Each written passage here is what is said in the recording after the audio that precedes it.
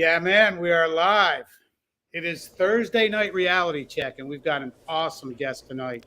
We have Shawn T. Smith, and if I'm getting this right, is it clinical psychologist? Am I saying that Yeah, correct? that'll work. Clinical Yeah. psychologist. I've got a patriarch, a father, a husband. Um, we'll call him a relationship expert. But first, welcome Shawn T. Smith, man. It's great to have you tonight. That's good to see you again. It's been a few months, and good Yes, to see your yeah. smiling face. Thank you. Good to see yours too. First thing I do want to kind of go over for people that don't know you, what you do in your practice, and just kind of a basic rundown. I'm a clinical psychologist, been in private practice for about 16 years, and I started out working largely with anxiety disorders, which doesn't really mean anything because that covers everything. That's like saying I specialize in treating fevers. Fevers go with everything, anxiety goes with everything. But I also started working with couples early on in my career and getting some good supervision and training for that. And I guess I've ended up where I am because I started asking this question early when I started working with men and couples. I would ask men when they were having relationship problems, who taught you how to look for women? Who taught you how to vet relationships? And invariably the answer is no one. So as men, we're left to our own devices to figure it out. And so I spent the next 10 years looking at relationships that work and relationships that don't work. And that's how I've found myself in this little niche where I'm working now a lot with guys and with couples. And that's how I ended up with the Tactical Guide to Women. And there it is right there. Also, he has a book for women called The Practical Guide to Men, correct? Correct. Okay, good. So in your practice, you say you work with couples. So a couple that would come to you, are they always having problems, or is it somebody that just wants to build the relationship?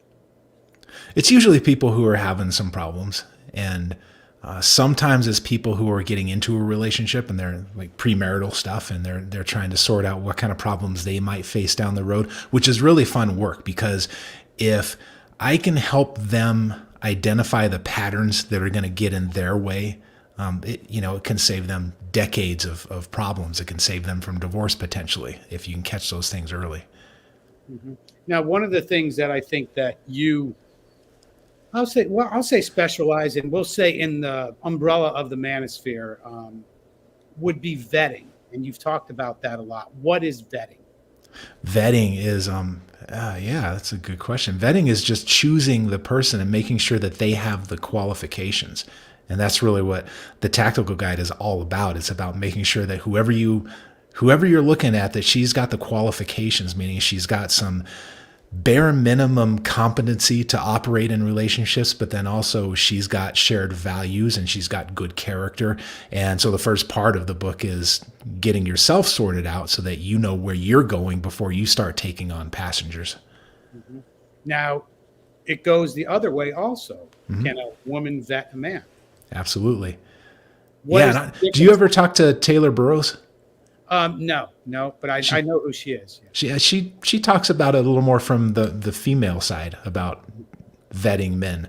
But there are some things that women need to know how to look for in men. Like, does he have purpose? And one of the reason that is so important, that he has a sense of purpose, even if he doesn't have it completely squared away yet, he sort of knows where he's going and he's zeroing in on it.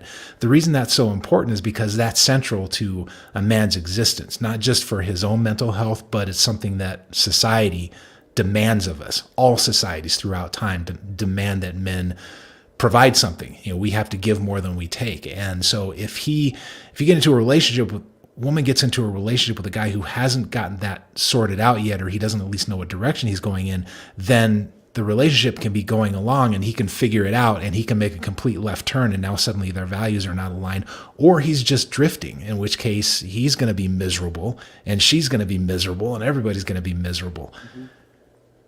Yeah, so vetting is important. I mean, that's a pretty good description. Let me see. I've got a couple things here. I want to go into like the main topic. I'll say the main starting topic tonight, and you'll understand, and everybody will understand why I'm going to ask this question of you. The question is about nihilism, and nihilism will say not just in the manosphere, this umbrella, but nihilism in life, nihilism in relationships. It's never going to work out. I'll never meet that girl. I'll never get married. I'll never have a kid. I'm too ugly. I'm too short. I've got a bald head, whatever.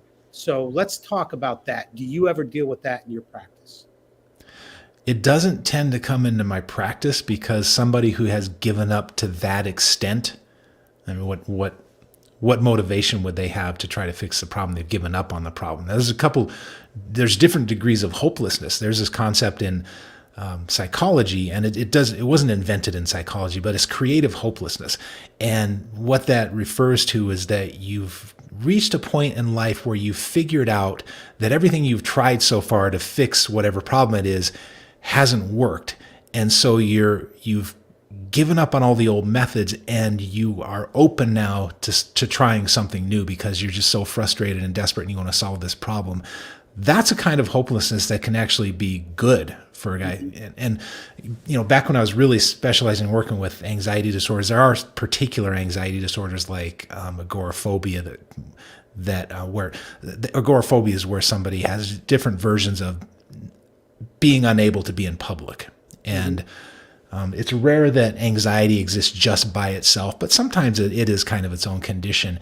And creative hopelessness applies really well in that situation because a lot of people who finally go to treatment for an anxiety disorder have exhausted all their options, and they're really motivated to fix the problem, but they don't know where to turn next, and they're looking for that guidance for how do we do this. And so, a good psychologist who knows how to handle that doesn't have to reinvent the wheel for the person. They can say, look, this is what's worked for 1 million people that came before you. Let's see if it'll work for you. But anyway, that level of hopelessness is not a bad thing. But when you get to the point where life has no meaning, then you're immobilized. So hopelessness can mobilize you or it can immobilize you. So as a psychologist, real quick, what's the difference between a psychiatrist and a psychologist? Psychiatrist is somebody who's gone to medical school, and these days they typically just specialize in prescribing medications, which is an important function, but they don't tend to be people who do good behavioral therapy. And so a psychologist does behavioral therapy, but can also do testing like IQ testing or testing for employment, that sort of thing, testing for neurological problems. That really is one of the areas where psychologists have things really buttoned down tight, and they're very good at, as well as the behavioral interventions. Okay. Yeah, I wanted to get that kind of out of the way too, because I don't think a lot of people knew the difference, and that's one of the reasons why I wrote it down. But so yeah, let's go back to like nihilism and kind of the phrase "it's over." What do you say to a person that has that mindset? Okay, we're talking about specifically regarding relationships, right? Yeah, exactly. We're in the relationship kind of umbrella right now. That they can't find anybody. So, like again, say a guy says I'm too ugly. So how would you deal with somebody like that? Well, anytime anybody comes to me with any kind of situation where they're trying to live a life and there's the life that they want and something is in the way, the first step is always, let's just define the problem. And so if the problem is I'm too ugly, well, that's a description, that's a very loose description of the problem, but there's probably a lot that goes into that. And there's a lot that's going on in the mind that is divided against itself and a lot of history. And so some of that probably needs to be teased out so that we know what it is that we're trying to deal with. Yeah. Now you talk about, one of the things I have in my notes here is assessment as a psychologist. So is that part of your assessment? Maybe go over assessment when you deal with something. Well, assessment can mean a couple different things in psychology. It can be a cognitive assessment, for example, is where you go through some formal testing. You take testing that tests your neurological functioning, like maybe you have to, there's all kinds of neurological tests, but maybe you have to look at the word red that's written in the word blue and read the word, but say the right color. And so there's those kind of tests where we'll we'll time that to see exactly how long that takes, and we'll compare it to population norms. And then when you do a whole bunch of different kind of tests like that's called the Stroop color test. And then you might do a facial recognition test and reading numbers forward and backwards and memorizing and picking up little pins and putting them in little holes with one hand but not the other. And when you administer a whole bunch of tests like that's assessment, and that relies on population norms for age and gender. And then there's behavioral assessment, and what that usually looks like for me, people do it differently, but there's this process of just figuring out what's happening and what result you're getting. Really, it's just kind of boils down to that. What are you doing and what's happening? And that's a behavioral assessment at the most basic level. And that can get kind of tricky because the things that we think we're doing and the things that we think are happening are not necessarily what we're doing and what's happening, because we don't see ourselves very clearly. Mm-hmm. So now explain that when you say we don't see ourselves very clearly. That kind of hit me. What do you mean when you say that? We usually don't, until we put words to things. We don't, for example, know the principles that we use to organize the world and to organize relationships. So going back to, you said a guy comes in and says, I can't meet anybody because I'm ugly. Well, that's a very facile description. I don't mean facile in an insulting way, but it's a very shallow description of the problem. And it's a story that he's been telling himself over and over and over again. But there are probably some principles behind that have to do with the way he was treated as a child and the way he started responding to the world, and then how his responses took on a life of their own, and then how he started eliciting responses that he didn't want to get. That's where the behavioral assessment comes, is really drilling down on those details and putting some description to what does I'm ugly mean. Mm-hmm. Now, also, yeah, I want to stay in this nihilism for a little bit, and maybe I'm not using the right word. Maybe it's could I call it a negative attitude also? Would that be a proper term of nihilism? Is that under the same kind of? Yeah, I don't know. I guess we should define the word. When I hear nihilism, I think life is meaningless. I think that's the dictionary definitions when you have that belief. But we're talking in the realm of relationships, and I guess you'd pin it down to relationships and say, well, life is meaningless in relationships because I can't succeed here. So what's the point? That's what I hear. Is that what you? Yeah. Is that what you think? I mean, you've heard of I guess you would call it the incel community. Yeah. Involuntary celibate, which I don't think there's really such a thing. I mean, that's my opinion. But what do you mean when you say that? Well, what I mean is, realistically, a guy can go get a hooker if he's that worried about just getting laid. I mean, that solves that problem, because think of the word involuntary celibate. It's really specific, has nothing to do with anything else. It just means he's not having sex. So when guys I find that a lot of that community is very nihilistic. I don't think they provide answers for men, the so-called incel community. I don't know how familiar with it. I'm not that familiar with it, but I've seen different things and maybe different podcasts to where they talk about it, but there's never any solutions. I'm not familiar with what they say to other men about relationships. Well, it's over thing. Like, you're never going to get a girl, that kind of thing. If you're, that's basically what they're saying about it. Uh-huh. And to me, that's just a bad way to go. I don't see anything positive out of that. I just don't. So maybe giving these guys some answers on relationships and how to deal with that.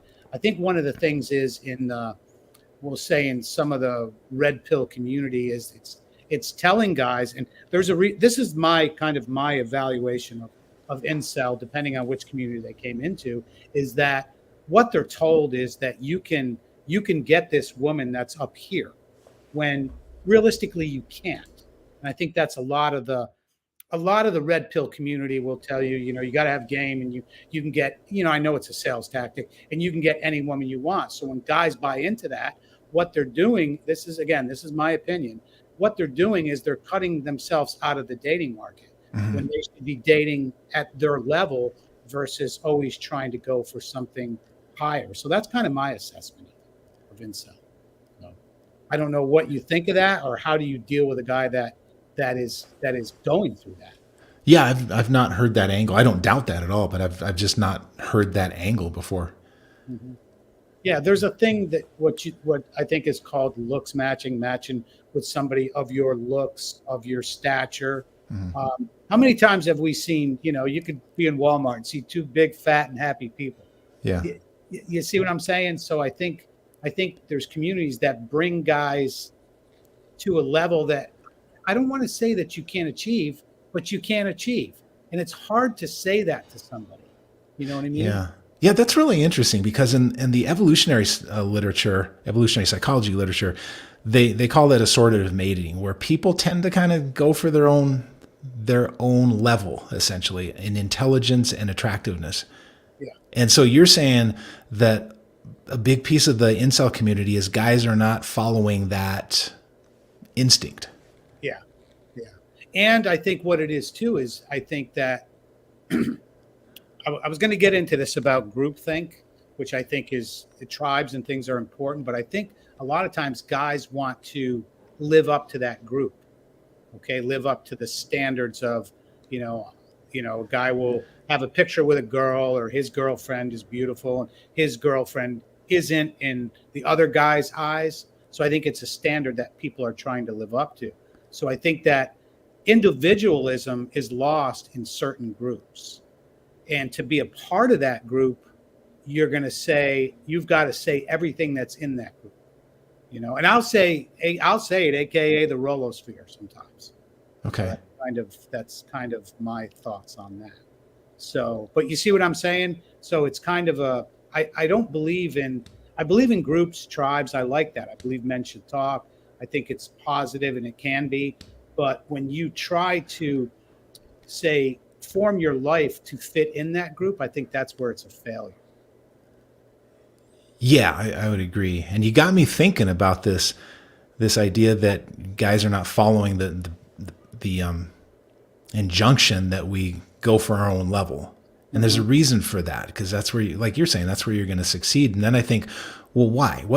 What messages is it something within the guy? Like there's a bent wire where he's just not seeing that he should be going for his own level. And that sounds so reductive to say it like that. Or is there something in the culture that's got him not seeing things very realistically, or both? Well, I think you nailed one of the things there right there with the culture. I think the culture too is that women do get a lot of validation now with social media.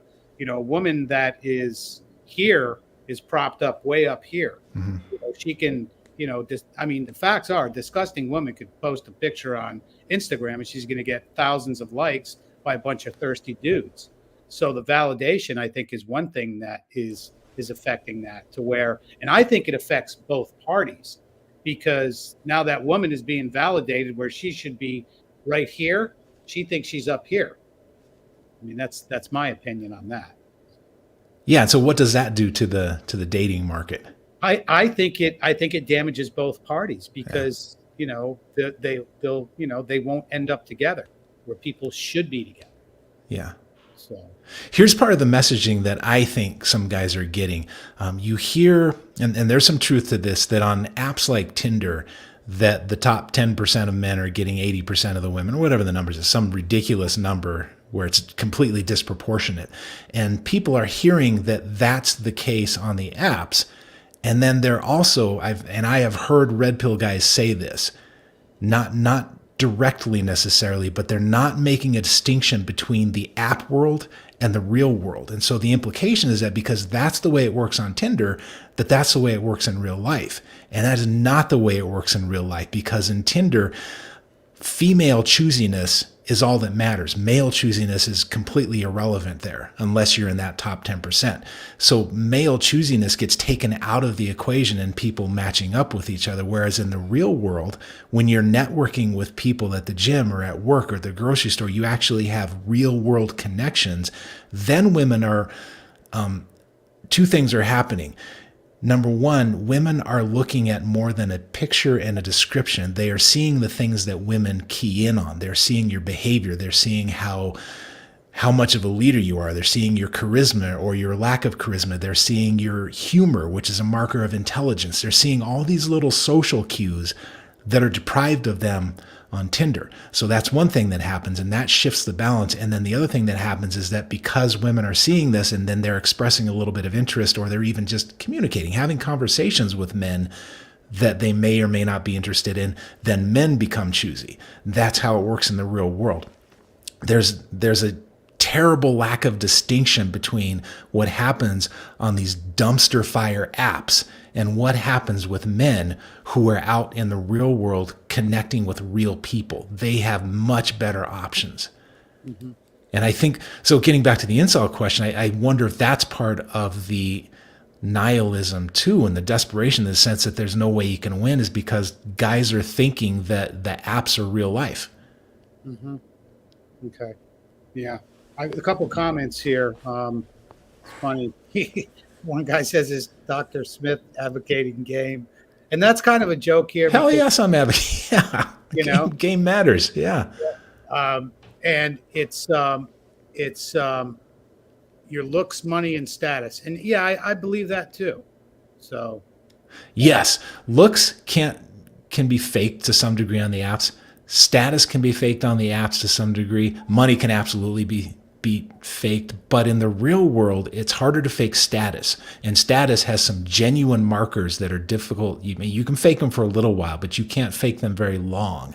Mm-hmm. And that being one of the differences between the apps and the real world. Sorry, I interrupted you. Go ahead. Oh, no, go ahead. Keep going. No, I get that. See, I think that you made a great distinction there, is between like apps and real world. I think what happens is that too, like people go on apps, and when they meet, there can be just total butt of heads. Like mm-hmm. It's not, I think for women, in my experience, women don't represent themselves as they are. That's just right. My experience with apps.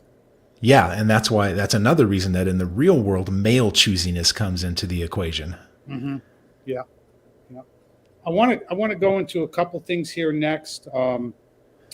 You did a demonstration, and this is probably a good one. It's demonstration with the cigar container. It's different views, and you called it the nomothetic network. Oh, nomothetic network. Yeah, this was nomothetic network. This is a really arcane term that comes from this researcher, these two researchers, Meal and Krombach, and they wrote about this a long time ago. But basically what they were interested in was, how do you measure a thing that's difficult to measure, which is what psychology does. We were talking about assessment earlier. If somebody has some kind of neurological symptom that's showing up, that's a really difficult thing to measure.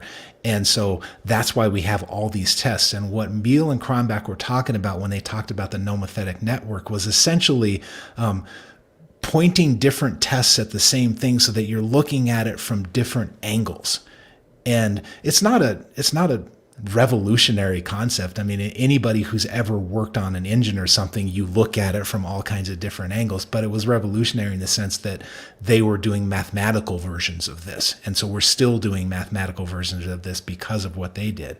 And so the demonstration that you saw with the cigar holder, do you want me to describe it? Yeah, I do. I like that because okay. That was really interesting to me, because to me it was like, it's different views is what you're getting.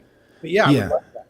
Well, I was talking about sizing up women versus sizing up relationships. So I held up a little cigar tube, and I showed you what it was. It was a metal cigar tube. I think it was a Romeo and Juliet, which is not a bad thing to have in your possession. It's a decent cigar. Yeah. But the cigar tube had a rounded end.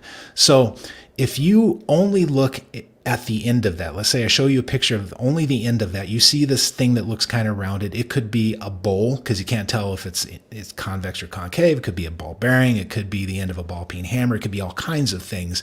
All you see is something round that looks concave or convex, whatever your eye decides to do with it.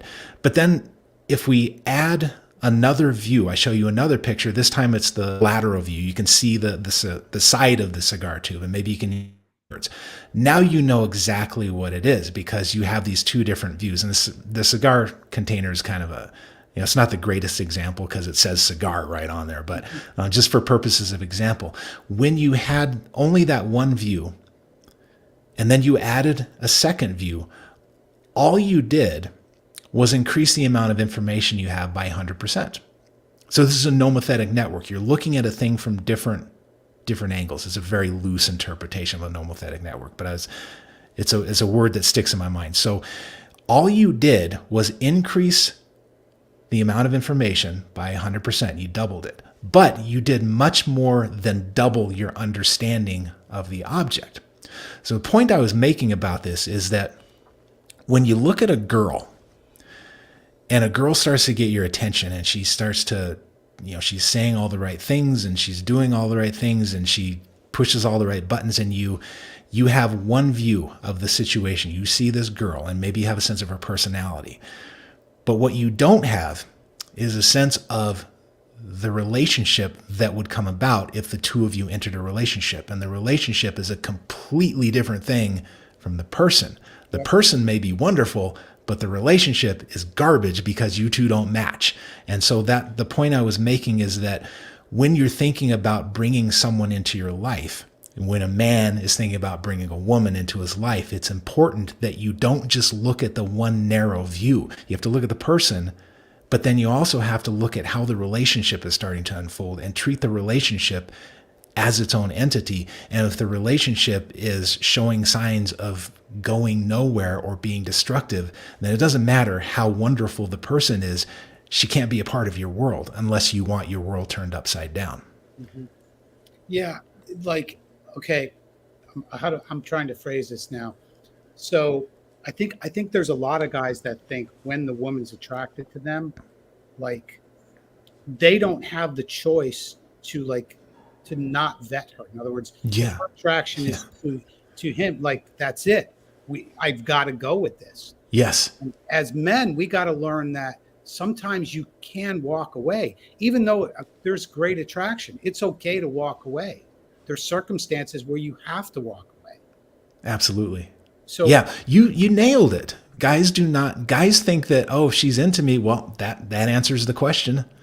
Mm-hmm. Let me get down on one knee because I've answered the question. No, you haven't answered the question. You haven't even asked the question yet. Yeah. So when a guy like, I had talked this with some other guys about this, but like being able to walk away is, to me, is kind of like a superpower, especially when there's attraction, because what happens is there are guys that think, I don't want to hurt this woman's feelings.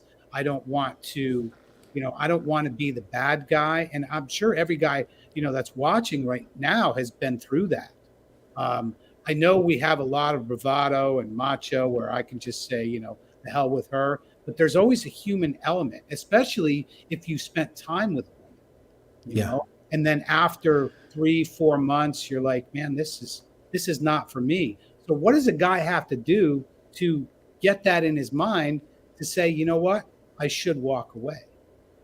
Well, I think the first step is just to be attentive to this thing that we're saying, that you can actually walk away. That's kind of groundbreaking information for some guys, because it's never occurred to them that they don't have to take whatever they can get, that they can actually shoot a little bit higher, meaning they can shoot for a good relationship. So that's number one, is just to familiarize yourself with the concept that you can walk away. But then I think the biggest piece beyond that is being really clear about what your values are and where you're headed in life and what kind of character you need in the person that you're bringing into your life, and having a pretty clear, checklist, really, or having a set of requirements. And if they don't meet the requirements, then, that sucks, but it's not going to work. How bendable can a guy be? How flexible should you be? I mean, I think they're in and again, guys, who everybody's watching, we're talking about relationships right now. We're not talking about pickup or anything like that. But so how flexible should a guy be to his values? In other words, what percentage? Is there a percentage where you should say, you know what, I can bend for that? When do you do that? I I think when, from my experience, when values are not necessarily perfectly aligned on little stuff, like, oh man, there's so much to talk about here with values. There are things that really matter. Okay, so let's talk about what matters first. So there's the big five things. I call them the big five that lead to divorce. There's values about money, child rearing, sex, in-laws, and family, basically, and religion. Did I put religion in there? Yeah, those. So those are the big things that we know can really lead to divorce. So those matter. And then there's other stuff that's a little more subtle, like a person who is a high energy extrovert shouldn't necessarily be with somebody who's a low energy introvert, because they're going to be want to be out climbing rocks, and the introvert's going to be want to be home watching Netflix, if Netflix is still here next month.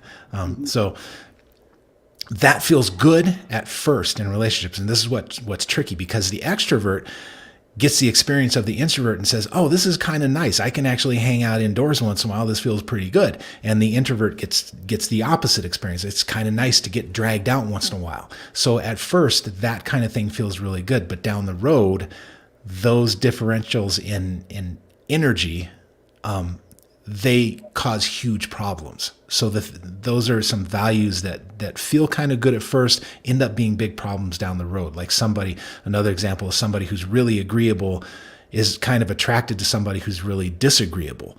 And it feels kind of good because you see this person who's willing to stand up for themselves, and you wish you had a little part of that, and then vice versa. The disagreeable person sees the agreeable person and goes, oh, this is kind of nice, maybe I can tone it down a little bit. But then again, once the infatuation phase wears off, the honeymoon goes away, that starts to get irritating as hell.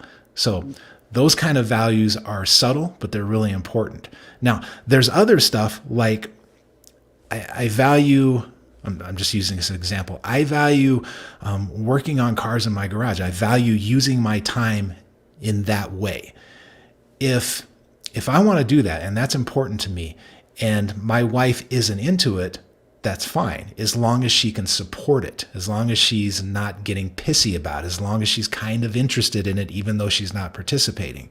And maybe she's got something that I'm kind of interested in, but I'm not participating. Those are complementary, but not necessarily the same. When they conflict, when she's going to be pissed off every time I'm out there, that's a problem. Out there in the garage, and I'm coming back with dirty fingernails and so forth, that's a problem, because there's a conflict there. Yes. So I don't know if that answers the question about flexibility. I guess the short answer is if they're complementary but not contradictory. Okay. I like that. Complementary but not contradictory. Yeah, that's cool. Again, guys, we're talking about relationships here and building. I've got a question here too. Now, let me see. Where is it? It was a good one. Okay, say you're in a relationship and it's going well, or say somebody's having problems, and I'm gonna specifically for men here, building up your woman or lifting her up, a lot of times that's looked as simping, which I don't think lifting somebody up, supporting them, is considered simping. Okay, so what's your thoughts on that? I think that building people up, lifting them up, giving them something good feedback is important in a relationship. So yeah, absolutely. Well, yeah. Why would you be in a relationship if you're not invested in their success? In fact, one of my old professors defines love this way: that love is the absence of that feeling. You know how you're working in an office and your buddy down the hall gets a big promotion that you kind of wanted, and you're happy for him, but there's also that little neuron in the back of your brain that's going, oh, son of a bitch, it should have been me. And there's that little bit of resentment. When there's love, that resentment is completely gone. I'm as invested in the other person's success as they are invested, and they're as invested in my success. You know what I'm trying to say. I'm as invested in their success as I'm invested in my own, because their success represents my own. And then you throw sex in the mix, and then that's romantic love. So why on earth would you be intimately connected with somebody if you are not as invested in their success as you are in your own? Mm-hmm. And that's not simping. That's taking care of somebody who's in your circle. Yeah.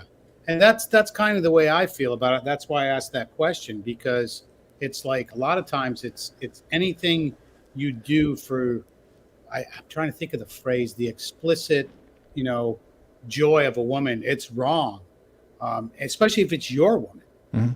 I don't think there's anything wrong with that. Why would you want things to be, you know, so rigid all the time? I've seen, you know, in my business, it's funny because I have a remodeling business. It's funny because sometimes I feel like a therapist. I literally do to a lot of these women who are home alone. I hear all their problems when I'm working in that house I all bet you do.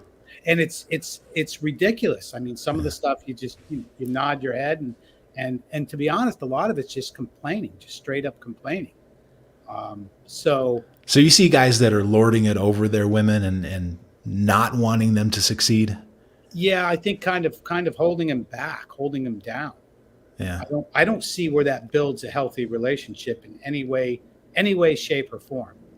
So Yeah, it doesn't seem like a good long-term strategy to try to hold somebody down. yeah, yeah, but that's what I see, and that's what I see preached in like the kind of like a lot of the red pill community is really holding people back, holding your woman back. You're more like more like a slumlord than a leader is what it is. That's a big thing. And then it's gonna bring me to is I I've kind of this is kind of my view that weak men control a woman, strong men lead a woman. What do you think of that? I like that. Yeah. Yeah. So, and the reason I say that is because no one wants to be controlled on either side, not a man nor a woman. I don't think anybody wants to be controlled. So, I think that leadership is important. I would say a healthy relationship has to have a leader. I don't believe in, we'll say, partnerships. I think there is a certain partnership in being married or in a long-term relationship, but nothing really runs properly without somebody taking the lead. Would you agree? Yeah, and I would refine it a bit by saying that there can be different domains where people lead on different things. So maybe one person is better at numbers and money and long-term planning, so they are the leader on the financial stuff. And this is something that should be negotiated. You know, people should negotiate these kind of things. Maybe the other person is more comfortable with keeping the house maintained, and so that person takes the lead there. It's useful sometimes, particularly when there's a power struggle going on between a man and a woman. Sometimes it's really useful to just break it down. Okay, let's talk about money. Let's talk about child rearing. Let's talk about the garage. Let's talk about all the things that we're conflicting over, and who gets the lead and how much of a lead do they get? Do they get do they get to make all the decisions in this area, or do they get the deciding vote if there's a conflict, or they like 60% of the influence? But on balance, I would say somebody is going to end up wearing the pants just in general. It's going to be the one that walks in front and decides where we're going. And typically, you know, I think it tends to work. People tend to be happier when the guy is taking a leadership role, like you said, not a dictatorial role, but just here's what I think we should do. What do you think? And leadership is a tricky thing where it's not commanding people. A lot of times it is actually listening to people and doing what they think because their idea is better than yours. That's still leadership. But if you're of the mind, I like that a lot. So it's like what you say. Say you're in a marriage or in a long term, and you make a suggestion and you get a better suggestion. That's the flexibility, like we were talking about earlier. You know, that's being flexible in a relationship. When I think when a lot of women hear lead, they're triggered a bit, and I think that the feminine women understand the word lead more than a non-feminine.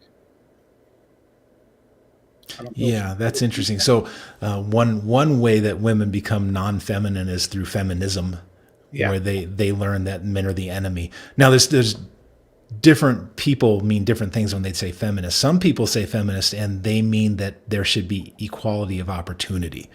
And I'm on board with that. I think it should be an equality of opportunity. other people who've had formal training, like maybe they've gone to college and they've taken sociology or anthropology or any kind of gender studies course. And what they have learned is that everything comes down to power structures and everything comes down to men oppressing women. And that's where I think maybe number one, the femininity goes out the door because now we're at war with each other. And then number two, besides it becoming a contest, it's like leadership then takes on the word leadership takes on this really perverse meaning where it's dictatorial rather than leadership. Calm, confident, just getting through life. Give me, one of the things I have here is give me the keys. Give me your like top, we'll say bullet points in a good relationship or a good marriage, like 3 or 4. What are the top things that should I say keep a good relationship, or I don't know if it's key. I'm trying to think of the right word, but to keep the relationship going properly.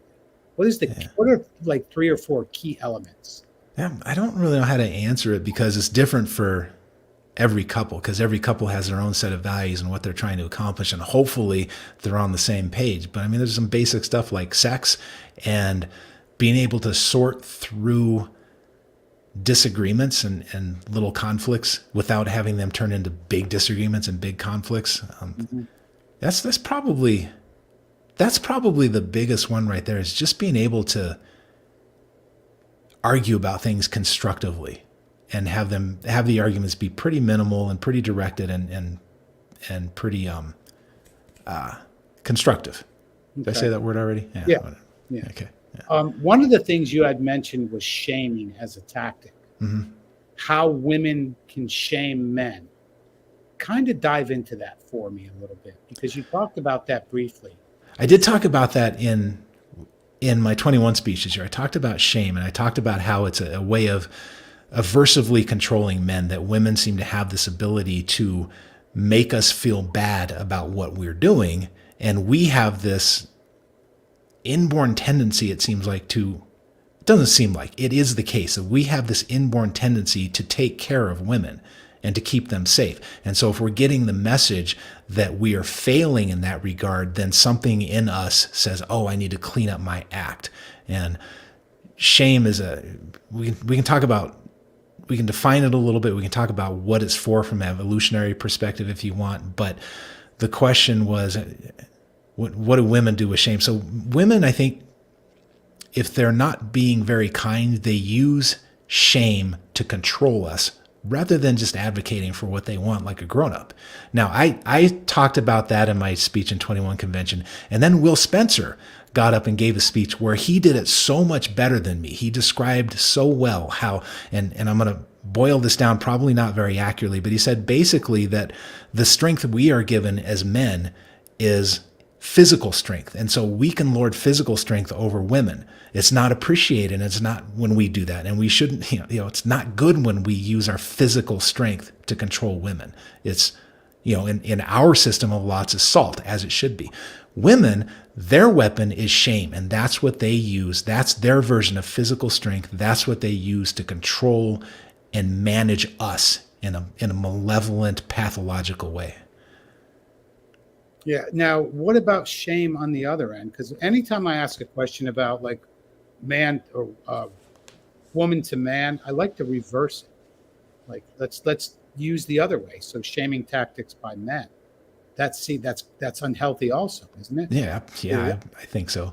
And the first thing that comes to mind for me is that it's a very feminine tactic, because it is a very feminine tactic. And I don't know that men usually get very good responses when they're using feminine tactics.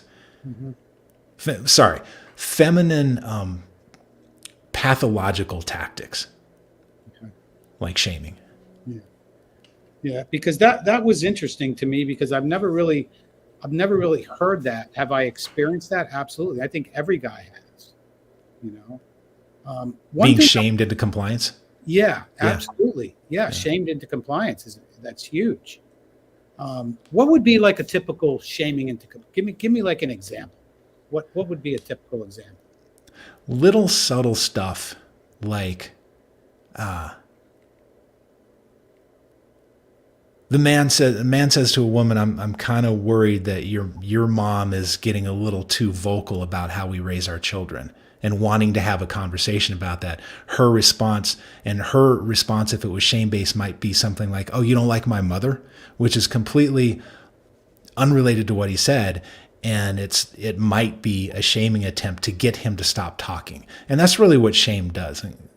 I guess let's define it real quickly. So the way evolutionary psychologists think about shame is that it is an adaptation that causes us to slow down and get small and think about what we're doing so that we stop doing whatever it is that's making people mad at us, so that we don't get ostracized, because ostracized is bad.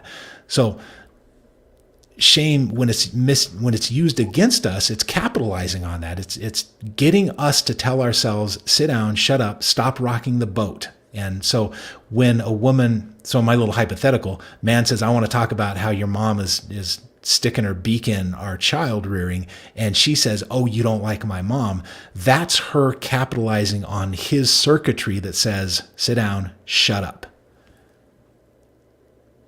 Yeah. Yeah, I just don't. When is shame actually a good thing? Is there any time that it is? Absolutely, yeah. When is it constructive? So it's constructive when the person actually does need to sit down and shut up and think about the way they're affecting people. And so children will get shamed, and parents will say, "Shame on you. You bit your cousin over," because this actually happened with my daughter a long time ago. Funny story. My daughter and her cousin were in their room when they were really little, and they were playing with pots and pans or something. And my daughter comes out crying, and we ask her what's wrong. And she says, "My cousin took my toy, and then I did something, and then she bit me." So that she said, I did something, like glossed over a whole chapter of what went down and just went straight to she bit me. But anyway, so that's the kind of situation where a kid should experience a little shame, because you want them to sit down, slow down, stop doing the thing that's hurting other people, and recalibrate themselves. But it has to be done in a way where the kid experiences the shame, and then they're told that they're okay and they're welcomed back into the group. And where it goes so wrong with so many parents and their children is that the shame just becomes pervasive. It's just shame on you, shame on you, shame on you. You can't do anything right. And so a kid gets into this pattern of constantly trying to be as small as possible. And this happens to a lot of guys, happens to a lot of women too, but it happens to a lot of guys. And then they go into their adult relationships with this habit of trying to be as small as possible so that they don't make people angry. Yeah, you know what? I've got a comment here from Smash. I kind of like this one. It says, "Men shame men more than women shame men in the red pill community." What do you think of that comment? Yeah, I think there's some truth to that, and I've kind of checked out from. I used to keep tabs on them. I used to actually, associate with them quite a bit, but then I did a video on hypergamy, which I thought was a pretty thoughtful and even-handed video, and then it was like a dispatch came down from high command. Suddenly nobody talked to me anymore. So, but I used to, even after that, I used to kind of follow and watch along. I haven't watched it for a while, but I did see a lot of shaming, a lot of you're not good enough kind of talk. It's your fault. It's all your fault kind of talk, which sometimes it is, but that message needs to be delivered with a solution and not just, it's your fault, go away. Mm-hmm. Go fix it, whatever it is. Yeah, I'm big on solutions. I like the fact that I think that when men get together in groups like this, I think working on solutions is always, I think there's too many people that just give you a diagnosis or their diagnosis without a solution. Mm-hmm. There's no medicine for it. Is that the type of thing you see in the red pill community? That's kind of the thing that I see. And again, that's why I align with a lot of the guys in I'll say the good part of the black pill community, where it's just about truth. That's all. It's just about truth, plain and simple. Mm-hmm. So define black pill for me, if you would. Well, I don't know if I'm the one to do that. I think it's really just the objective truth. There are certain truths that you deal with one of the guys that comes on is the Vital Message. He's actually in medical school, Caduceus, and he has a good way of explaining it. It's I think there's different parts of the community which I don't agree with, where guys like face rate other guys' faces, stuff like that. I don't agree with that part of the community. In fact, I don't watch any of it.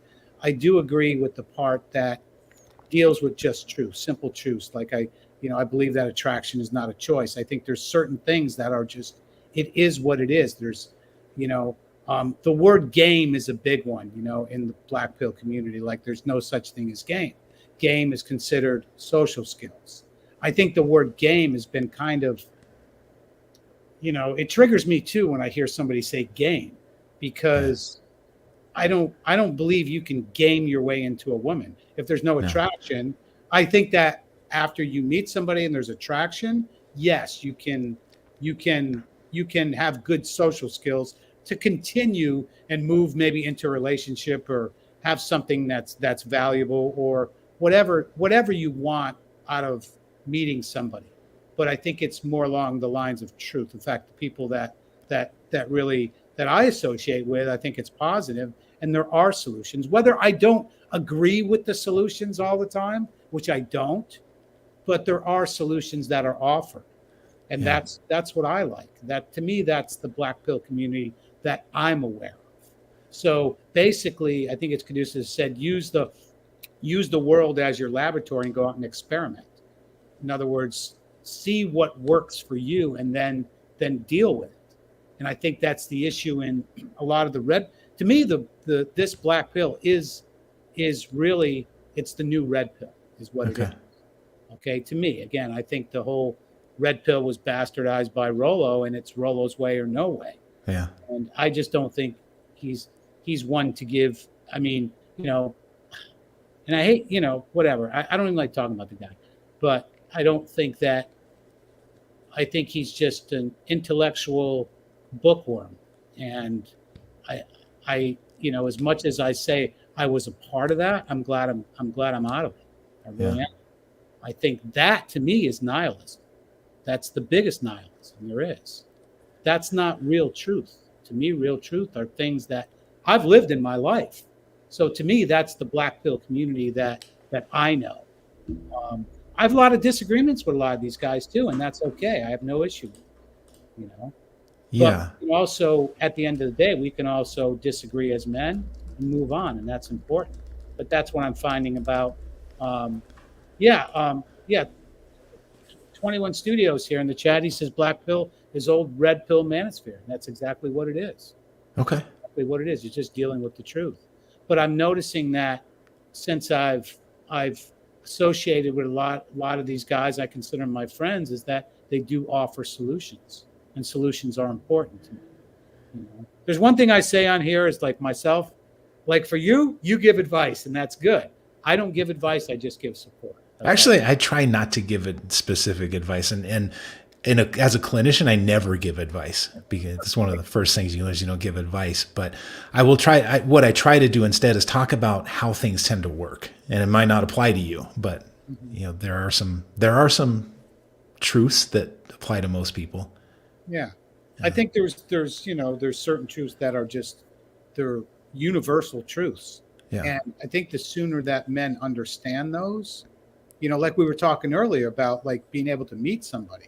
Well, I can't say, I'm not going to say lower your standards, but go where you belong. Right. I don't think there's anything wrong with that. I think, to me, that creates healthy relationships. Yeah. Again, these are my opinions. So.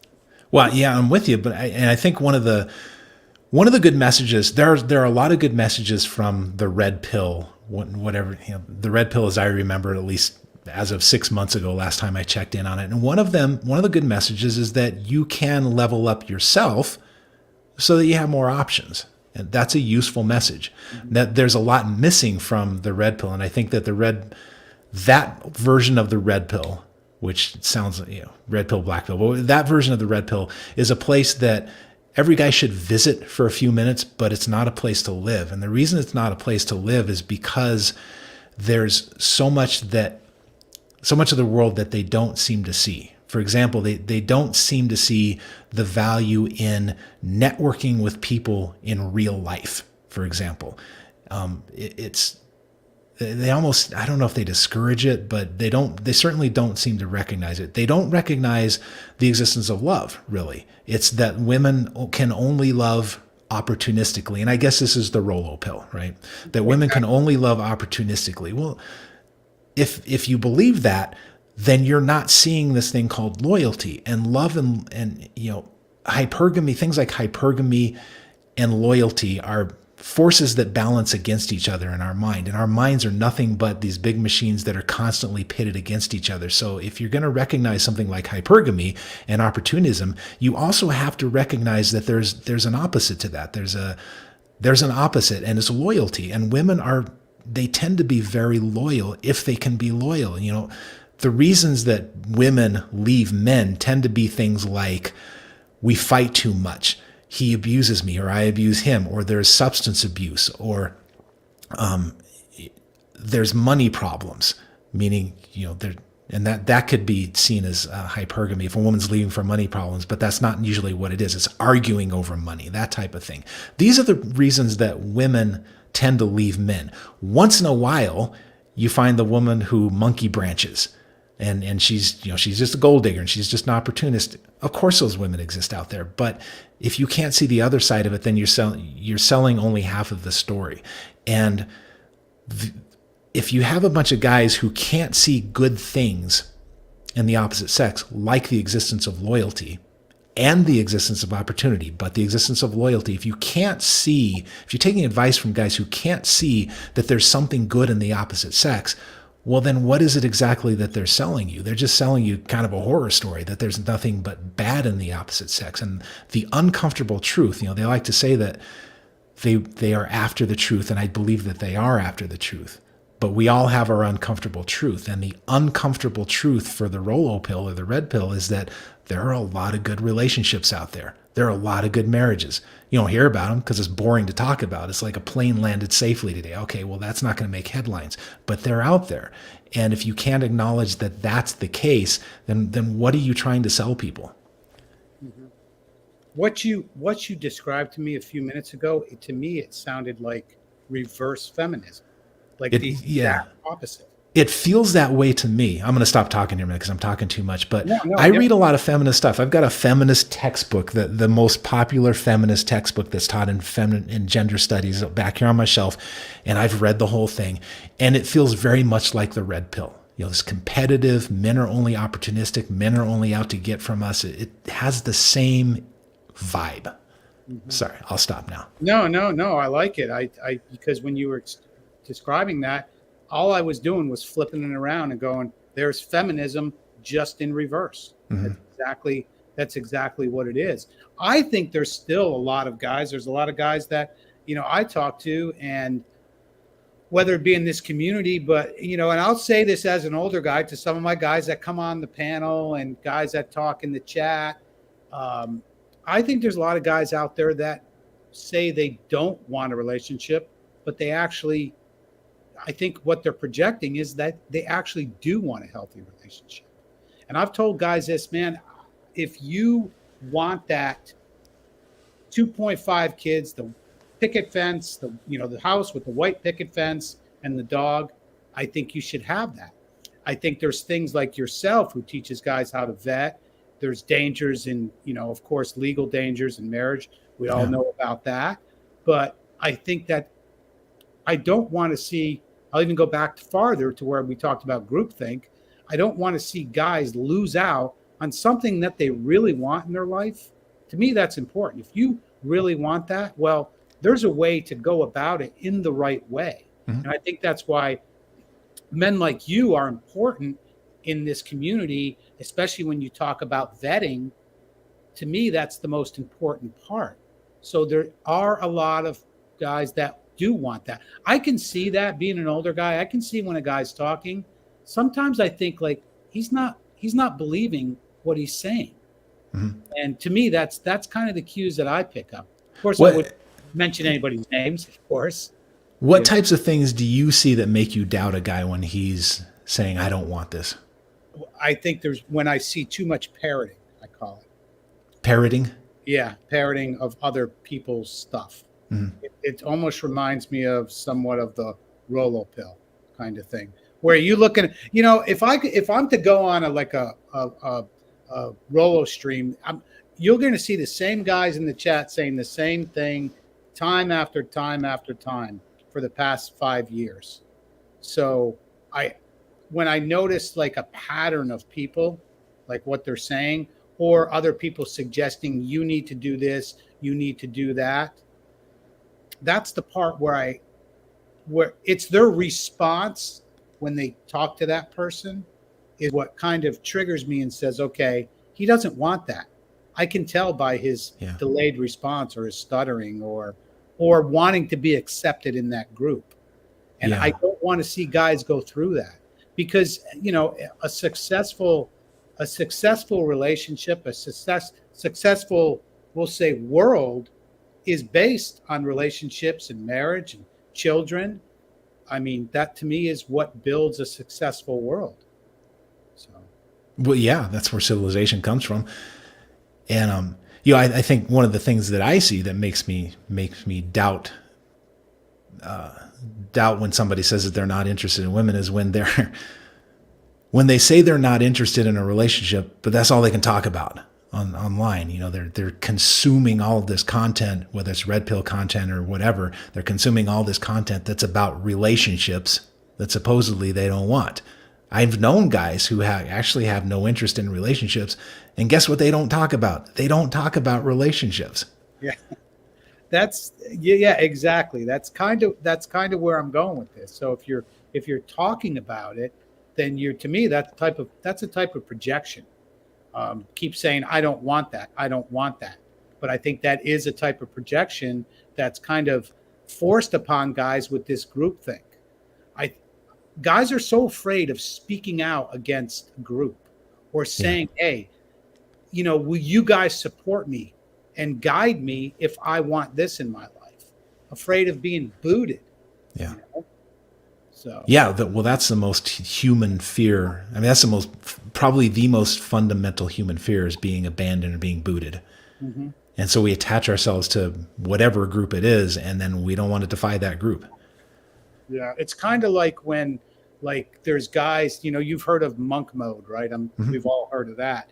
But a lot of these guys who went monk mode or MGTOW, men going their own way, they're walking away from women. I see some of these guys, they ain't walking away from women because they ain't never had any. That's my opinion. Mm-hmm. And I can see that in them. So a guy will say, oh, I'm going monk mode. No, it's not that you're monk mode. It's just that you can't interact and you can't get a woman. That's just a fact. I mean, that's my observation of what guys are going through in this community. I think there's so many failures in the manosphere, and I think most of the failure comes from giving guys what they want versus what they need. I think that's a big distinction. And it's monetization to me. It's like it becomes a business to guys. So they have to feed the beast. They have to give them what they want. I mean, these are my observations from 4 years here, 4 or 5 years in this space. Yeah, and where I really see, we could talk about the big names, but where I spend a little bit of time on Twitter, and I see these anonymous accounts, and they always have the Tyler Durden anonymous avatar, and they're just selling recycled goofball advice. And if you look into what they're doing, they have a $200 Gumroad course that they're selling, and it's all just recycled garbage. Yeah. I assume. I haven't bought any, but I can tell from what they post in their Twitter feeds that it's recycled garbage. So I don't know how many of these guys are out there, because I'm sure that one of these guys probably has more than one of these accounts so that they can hedge their bets. But there's a lot of them out there selling this stuff. Yeah. In fact, I want to tell everybody who's watching right now, go to Twitter. I put the link. It's in the description of the video for Shawn's Twitter. His Twitter is as good as it gets. Now I don't know about that, but thank you. Oh, I love it, man. I think it's quality. I mean, every time you drop something, I'm like, man, you tweeted this out. I'm not sure when I believe it would be last week. I want to read this to everybody, and this is really, really good. And again, we're talking about relationships now. So it's her dissatisfaction with men in general will find its way into your relationship. If she indulges herself in a victim-based worldview that frames men as her constant oppressors, then she is preordained to see any man she's romantically involved in within the same light. And I had to, like, when I saw that, I read it 3, 4 times. And the reason I brought it up today, because I want you to kind of expand on that. Because to me, that's right on the money. That's right on the money. That was just a couple sentences that I plucked out of the Tactical Guide to Women, and it's from a section on feminism. And I make the argument that men should not date feminists. Now, if somebody calls herself a feminist, like I said before, and she thinks that it means equality of opportunity, cool, fine, let her call herself a feminist. But if she's a doctrinaire, ideological feminist, she has no place in your world, because what I was saying there is that if she's a doctrinaire feminist, she sees men as her oppressor.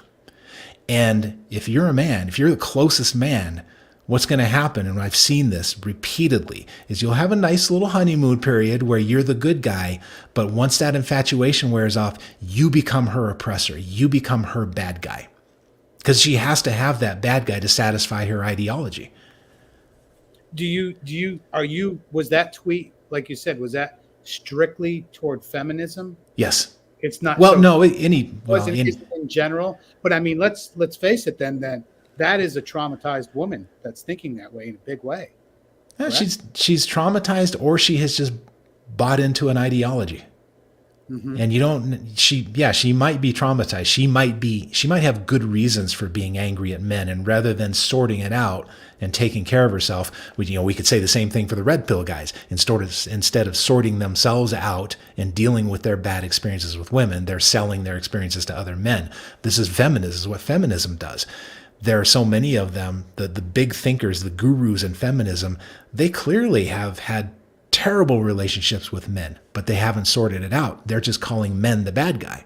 And so the gurus, I'm pretty sure, I think it's safe to say that as a rule, they have had bad experiences with men. Now, what they're doing is going into gender studies departments, anthropology departments, sociology departments, psychology departments, and they're selling this message of hatred that men are the enemy. And they're selling it to women who may or may not have had bad experiences, but it's easy to get sucked into an ideology because, like we were talking about before, you get that group identity going, this is my crowd, so I better believe this and I better not argue with them. Man, to me, that's just a bad way to go. That's one of the things that I've really been thinking about a lot is the whole group thing. It's just as bad as anything else. You can be in a group, and again, I'll say a lot of things that guys don't agree with. Yeah, I think you should, if you want to pursue a marriage or a relationship, go for it. If you want to be the whoremax or whatever you want to call it, a guy who, like Lux Maximus, who, just goes with hookers or escorts. If that's what you want to do, that's fine. I don't agree with it, but if that's your solution, at least you found a solution. Yeah. That's, it is what it is. Would I support that? Probably not, but that's just me. Yeah, I wouldn't want to see my son going that route. Absolutely. Want him to aim for something a little higher. Yeah. Where is it right here? This is one thing that I want to say is that men will be with a woman that doesn't want, men will be with a woman that, how do I put this? I got it written down, but I want to say it just right. Men will be with a woman that she doesn't, I'm trying to say this right. I don't want to mess it up. Yeah, take your time. Okay. Men will be with a woman that the woman really doesn't want to be with him, versus a woman won't be with a man that a man doesn't want to be with her. Would you agree with me on that? Let me say it back. So a woman will be with a man will be with a woman who doesn't really want to be with him. Yeah. But a woman will not be with a man who doesn't really want to be with her. Yeah. I don't know. I'd have to think about that one. That's my observation over years. So what gives you that impression? I think that men will stick it out longer than a woman will. Just plain and simple. Mm-hmm. Yeah, well, that shows up in numbers. We know that women initiate 75 to 80% of the divorces. Now, we don't know exactly why. I have thoughts on why, but it does speak to your point that men will stick around longer. Yeah, I think men will stick around longer. And I think because, and to me, I look at it and say that women, a woman can have more options than a man. That's just a fact, in my opinion. A woman can have more options than a man at any time. Okay. That's just, to me, that's, in fact, let me bring on, we got another guest here. We have Tony Johnson tonight.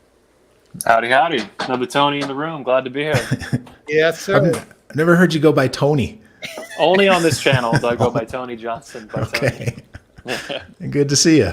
Yeah, you too, man. I've been watching a little bit of the show. I heard a little bit about Black Pill and then a little bit about feminist gurus. And I was like, oh, that sounds fun. Mm-hmm.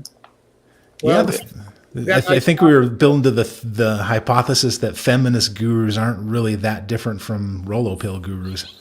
Yeah, the fake red pill manosphere gurus. Yeah, I figured that's where it was going. I heard the first second I heard feminist guru, I'm like, I know where this is going. And I was excited. I was like rubbing my hands. I'm like, oh, here we go. Yeah. Yeah, I hate the negativity on all sides, whether it's the feminists or like the darkest, most retarded elements of the manosphere. It's really just like, it's just dysfunction and unhealthy on both ends of the spectrum, and it's stupid. Well, nobody who can't see the good in the opposite sex should really be taken too seriously. Absolutely. 100% agree. Doesn't mean they don't have a few good points here and there, but they'll tell you they're giving you the truth and they're giving you their version of the truth. Yeah, and that's just bait. It's bait to rope guys in who are hurt, who are in pain, who are looking for answers, and doing so in the context of a world that hates them. And there's, huge corporations, all kinds of organizations, and like, Shawn, APA, and whether it's APA or Gillette or universities, like men are legitimately hated on today as a class of people by massive organizations. And yeah, these guys prey on them. It's predation. And I hate it. Yeah. So what's your sense of the black pill community? Is that a community? Yeah, I heard that earlier, and I was like excited to jump in, but I was working on something else still. Yeah, so I think the black pill is... So recently I put out a little diagram I made in like 20 minutes on Paint or Photoshop. But I do think basically that the red pill wing of the manosphere, like my vision of the manosphere is you kind of have this general circle and then of a community that's very loosely organized, very loosely, even more loosely than feminism, I would probably say. And then within that circle, you have smaller circles, smaller tribes. And that would be like kind of the remnants of the pickup artist community, dating coaches. You have men's rights activists, fathers' rights activists. You have MGTOW, are kind of their own thing. And then you have the red pill that was formerly centralized on Reddit with about 300,000 guys. And that, due to Reddit quarantining it, really nipped it in the bud or kneecapped it. And it's kind of fallen, I think, into a few different camps. Some of it, I would say, is like 21 Studios and the guys I organize. Some of it is the Rolo pill, and some of it is the black pill. And I think the black pill is probably like the red pill. A lot of the same guys and the ideas from the red pill community, per se, from 5 or 6 years ago, they're a little bit more negative maybe, even than the red pill was, but we're talking about like 10 or 20%. So they're a little bit more pessimistic and nihilistic about female nature and the situation of the West and men's place in it and the ability to build families. But in general, I really think it's this kind of red pill guys from 5 or 6 years ago who reject the Rolo pill, the cult that he's trying to build up at Pergamy on YouTube and Twitter and stuff like that. So it's guys who are disenfranchised, who want to be red pill and want to be in favor of the truth, but they're not MGTOW, they're not necessarily men's rights activists, they don't like dating coaches, and so they kind of don't have a place to go, so they kind of made their own black pill. But I like them because they hate Rolo, so good for them. Yeah. I was listening to you and DJ did a couple of live streams where you were talking about the history of the manosphere. And as I was listening to you guys and the way you break it down, and you have real empathy for all these factions that that have developed, and you understand what they're trying to achieve and why they're trying to achieve it. You don't pathologize these guys. And I was thinking about every description I've ever heard of from any kind of academic source when they try to look at these groups of guys. It's always as if these men are just the lowest creatures on earth, and they need to be studied like bugs, and they're just an infestation. And it disgusts me. It really does, because these guys find this space. Whatever version of the space they find it because they're trying to solve some kind of problem. Yep. Yeah, they're trying to solve a problem, and or they're in pain, or recently went through what I think you would call a world-shattering event, like a divorce or a bad breakup, something like that. So yeah, it's guys looking for answers, and most of it is actually really good and grassroots oriented. There are negative elements to it, but I don't even think they're as extreme or anywhere near as widespread as what you see in feminism. It's the inverse. God, no. Yeah. Yeah. Feminism is dominated by, I think, like the feminist gurus, like you said, and has been for a long time, at least 50, 60 years, since like the 60s. And the manosphere is not like that. There's a real pushback against frauds, against cult leaders, cults of personality. There's still a strong grassroots movement. Even the black pill, however negative it might actually objectively be, it still has a grassroots kind of tinge to it.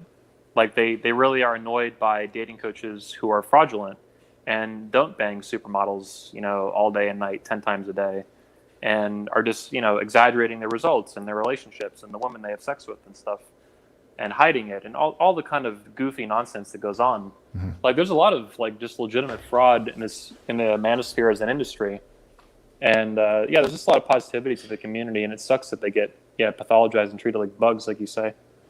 It's beyond stupid. Like, men need a positive place to get together and talk about issues facing men and fathers, and the manosphere is a place to do that. Feminism's not having any of that, and we need to sit down and shut up. Yeah, that's right. Mansplainer. I got two questions for you. So one is, well, I guess the first one's not really a question. Maybe it's a suggestion that I don't know what it is.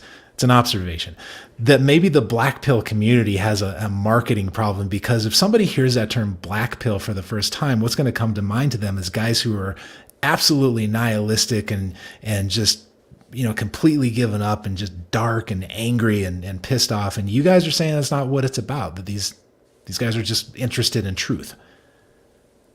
Yeah, absolutely. I mean, my interaction with everybody is interested in the truth only. And I think it was MD who does a great description of the black pill itself. I had him on last year, and he talked about like how black is always associated with bad, nighttime, all these different things. He'd be the one to really discuss that. Well, I can play devil's advocate a bit on this, Tony. Like, even Jack Donovan was talking about in his speech at 2021 convention last year. I was just listening to it today. We're going to put it out to the full one soon. And basically, darkness throughout history, all different cultures and religions and whatever philosophies, darkness is always associated with like evil and negativity. And the light and the sky and stuff like that is much more positive. So it's a universal theme. So there's a reason Shawn's saying this and people think this as a knee-jerk reaction to it. There's also, I would say, a little bit of truth to it, at least. Like, there's no way this is like just completely random that people would think it's nihilistic. Yeah. I have heard some of the guys say stuff, and my devil's advocate position is like, why don't they just call it red pill? The red pill is supposed to be about objective truth. What happened to that? Yeah. What happened to that metaphor or whatever is perfectly. It's been beaten up by the mainstream media and feminists a little bit, but why not fight for that and take over that branding? That would surely piss off the fraud father, This is a good comment right here by MD, that you can't market the truth. And what's happened is a lot of the red pill content is all about marketing, and it's preying on weak men. And I disagree, though. I market the truth all day long, man. Well, I do it my own way. I understand that, but there's I understand kind of what he's saying by that. He's not saying that what he's saying are the guys that grift and screw guys over are more into marketing than they are into just telling the truth. Yeah, they pander to pain for sure. They don't care at all most of the time about the truth. That's irrelevant to them. It's whatever's going to sell, whatever's going to get guys emotionally riled up to buy something. Body language, and I whatever. was using marketing problem as a figure of speech, like just to describe how it would come across to somebody who's unfamiliar with it. Yeah. I will say, as an entrepreneur in this space and in general, selling the truth is actually pretty hard if what you're selling is actually true and actually truth-oriented. As I was saying to Richard Grannon, I interviewed him last weekend on my show, The Red Man Group, humble brag, check out my channel, right? I think a lot of people don't really want the truth. They just want, and this is the problem in the manosphere, they want the illusion of the truth and the feeling of the truth. They want to be on the winning side and the truth side, even if it's not winning for the time being. Like, to them, the truth is what it's supposed to be about, and it should be about. But even in the movie The Matrix, where this red pill analogy comes from, if you watch movies 2 and 3, not the 4th one, which came out recently, but the original trilogy, the red pill is kind of meaningless in that these people wake up and they're freedom fighters, so to speak, in this dystopian future. But what does it really matter? Because them being freedom fighters is useless. Neo discovers this in the end of the second movie. The main character, Keanu Reeves, plays. That it's all another system. Them taking the red pill, waking up and fighting for freedom and stuff, it's all fake. It's all another system of control, and the machines control that too. And then they just kill everybody, or almost everybody, every 100 years or something like that, whatever the movie says. But I think the manosphere, it's like they like this analogy, and they have for a long time, MGTOW included. But then they don't follow this to its conclusion, even how it's originally presented in the movie that it came from, the movie series. There's a lot of importance to this, I think, that's not talked about. Yeah. And the truth is always, it's always selective for all of us. We all have our selective version of the truth. But what I hear from the Rolo pills is very selective. Like, yes, hypergamy is real, but so is loyalty. And yes, divorce court sucks, and there are a lot of good marriages. So there's a lot of uncomfortable truth that is uncomfortable for them because it's positive. Or because it's going to hurt someone's bank account. Yeah, that's it. You blew up the Rolo version, the customized version of hypergamy in a 45-minute video breakdown that meticulously analyzes your best efforts to figure out where this came from beyond generalized sociology and stuff, like where its manosphere iteration came from. And it's basically pseudoscience. Like, it's not real. And if it's not real and you prove that, this is going to hurt someone in particular's bank account and a few people around him very, very bad. Because it's a whole worldview built around, what is it? I mean, it simplifies all of human psychology, especially for half the population, to a singular idea. And it's like, this is absurd. I'm gonna bring on. I'm glad MD jumped on because I was just about to invite him. I've got Shift and MD. I'm gonna bring both you guys on. I've got to put up the screen just because we get a lot of trolls here. Shawn, just so you know, I want to make sure these are the guys that I want coming on right now. Hang on one second. Okay. Tony has some haters that screw up his show. Is that you?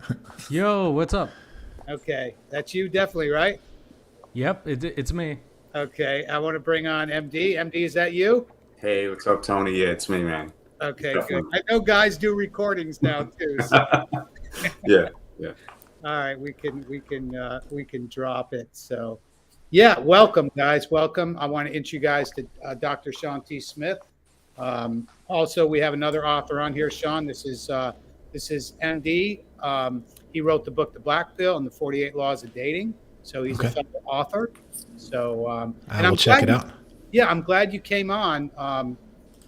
You know what, MD, why don't you give us a description of the black pill and why you did a really good job when we had our stream way back when of describing why it's called the black pill. So I'll let you say that, Shawn.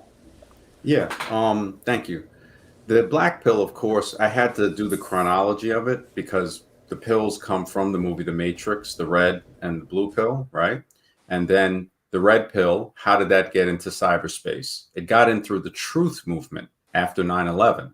So you were red pilled if you understood that what the government was saying wasn't true. You were blue pilled if you believed the government position, right? Which, there's movements and stuff showing it's what we were told is not true. And that is the truth, right? So As people saw the red pill as the analogy for truth, the dating coaches hijacked it and said, hey, you know what? This is the truth about dating and relationships and blah, blah, blah. Rolo eventually jumped into that community with a lot of the fake MGTOWs as well. So it became to where the red pill was just the blue pill painted red, right? All of the guys that got ripped off from dating coaches, got doxxed from Rolo's bandwagon, they said, man, well, if the red pill is a lie now, and the blue pill was the original lie, then where do we go? The pill analogy would be dead. So the black pill became the truth, you know, to represent the original truth from the Matrix. The red and the blue pill was really now the black and the blue pill, right? If you look throughout the manosphere, everybody that preaches the red pill, you can see the grift within them. Now, within the truth, right? When somebody tells you the truth, it can make a person either, it can set them free or it can make them nihilistic. But that doesn't mean the truth is nihilistic. So you have a lot of guys that associated with the red pill that will say, oh, you know, it's over, it's this and that. And for some of them, it's a really hard battle to get a date or whatever, right? The same thing can be said of other things in the manosphere. They might say the black pill is partially nihilistic. 21 Studios features some good guys. They also featured Jack Murphy. They also featured other guys that have been Rolo, you know, and all of that. So it's to say that they call them out. Look, these guys are messed up and we're not associated with them, right? So that retains integrity. So for people to say the black pill is nihilistic is the same thing as saying, well, 21 Studios is garbage because Rolo was there, because Jack Murphy was there, because Alan Roger Curry's there, because Steve Dean, all of the guys who can easily be pointed out to be grifters, to prey on the misery of men. Now, some of these guys are still there. And you know, this can be analyzed and say, all right, let's look at that, right? Same thing like the black pill. Some of those guys are still there that somebody might say, well, they're nihilistic, but that doesn't mean the truth is nihilistic. The truth presents you with a choice. Do you want to be set free from the truth, or do you want to go back in the room and just become nihilistic because of the truth? So what does the black pill say about happy, healthy relationships and building a family in 2022? Well, that's the thing. In 2022, what we have to all remember as older men, right? Because we're all, I would think we're all above 40, right? Or at least close to it. I ain't close. I'm young. Yeah. So, you know, spring chicken. Yeah. In the last 10 years, dating has changed profoundly. It's not what we remember. Yeah. You see, this is what people don't realize. It's a good thing that David Little is here too, because David Little realized how hard it was to get a date. Tinder is strictly visual. There's no biography and stuff like that. It's a picture. You swipe right or you swipe left, showing us that looks is going to be the main factor in dating and relationships today. When we were younger, it was a little different. And what makes that difference? The options that women have. Now, the job market, right? If every job was paying $50 an hour, right? Why would you work at a job paying $20 an hour? You wouldn't. You'd go and work at a job paying $50 an hour because they're all there. That's the same thing with certain men who don't meet the looks threshold of most women.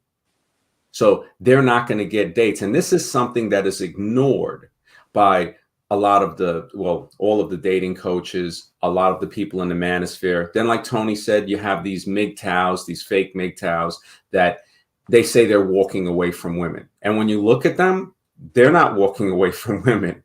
Women are ignoring them. Women don't want something like that, you know, and I can't blame them either. When you see a guy that doesn't want to take care of himself, who is misogynistic and hateful, and, you know, also don't like women.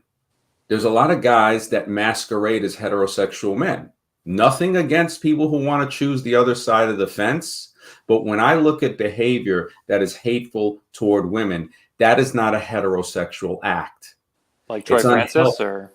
Huh? Well, like Troy Francis. Troy Francis. I would even go as far as to say Rolo, because he incorporates people that take pictures of children. And this is something, the only person that has openly, like really with a large platform, call this out is Tony and Tony, both Tonys, Tony Johnson, Tony Bruno, myself.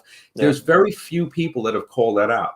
This is one of the most important things when they shine a light on the manosphere, because they're going to say, wait a minute, what about these guys that take pictures of kids and stuff and throw their seminars at Disney World? What type of a dating coach would throw a so-called hot dude thing at Disney World? This is predatory at this point. We already see it in the schools and all this. And for us to be men, we're the only thing that's really going to change this world. We can't expect women to do it. And that is not a disrespect toward women at all. So the black pill in a nutshell is basically the truth. Yeah, Shawn. So what do you, I mean, there's a pretty good breakdown. I'm sure what's your assessment of what MD had said. I'm just listening. I'm taking it in because I'm not familiar with this piece of the manosphere. Mm-hmm. So my question is then, how do you keep it from turning into the next version of what the red pill has become, where it's filled with people who are just capitalizing on guys who are struggling? You know, I see guys like Bedros Keuilian starting to sniff around the manosphere now. And I got to ask myself, what does a guy like that want with this space? If it's, you know, I don't know the guy. I don't know much about his character. All I know is that he seems to be very good at making money on the internet. So why is someone like that sniffing around? And if the red pill, if the black pill is what the red pill used to be, how do you then keep that from degrading into the next version of the red pill? Shawn, you actually said it. Sorry to interrupt you, MD. You actually answered the question, that statement you made. The potential money they can make by selling black pillars' dreams, by appealing to the "it's over" rhetoric, just like they did in the red pill, where guys were looking for dates and constantly trying to find that girl. You know, they see that point and they'll grift on it. That's what I've noticed in the red pill, especially towards the end of it.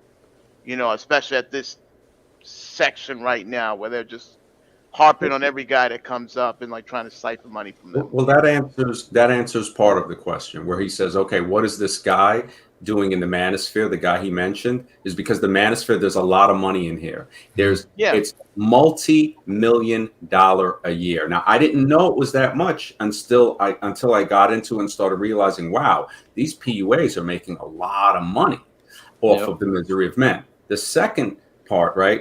You had mentioned that. All right. The second part is how do we prevent the black pill from being infiltrated like the red pill? The same way we maintain our freedom, with vigilance and basically a mentally armed militia. Unlike, you know, physical freedom would be maintained with a physically armed militia. Our right to bear arms against tyranny within the government. So the good thing that we have to prevent this from happening is we have a map, we have a template of how the red pill got infiltrated. So being that we know when the red pill was infiltrated, there was no map to say, oh no, the red pill is truth and the blue pill is lie. So at that point, it was easy to infiltrate. If I didn't analyze this, the black pill would have already been infiltrated. And there are infiltrators, channels like Wheat Waffles and other things. I think Rollo paid off main black pillars, the people with the ideology, to spew his rhetoric. And I can prove this. I can show how guys went on his shows and took a fall, just the way a champion boxer will take a $5 million fall and say, look, this is how the game is played.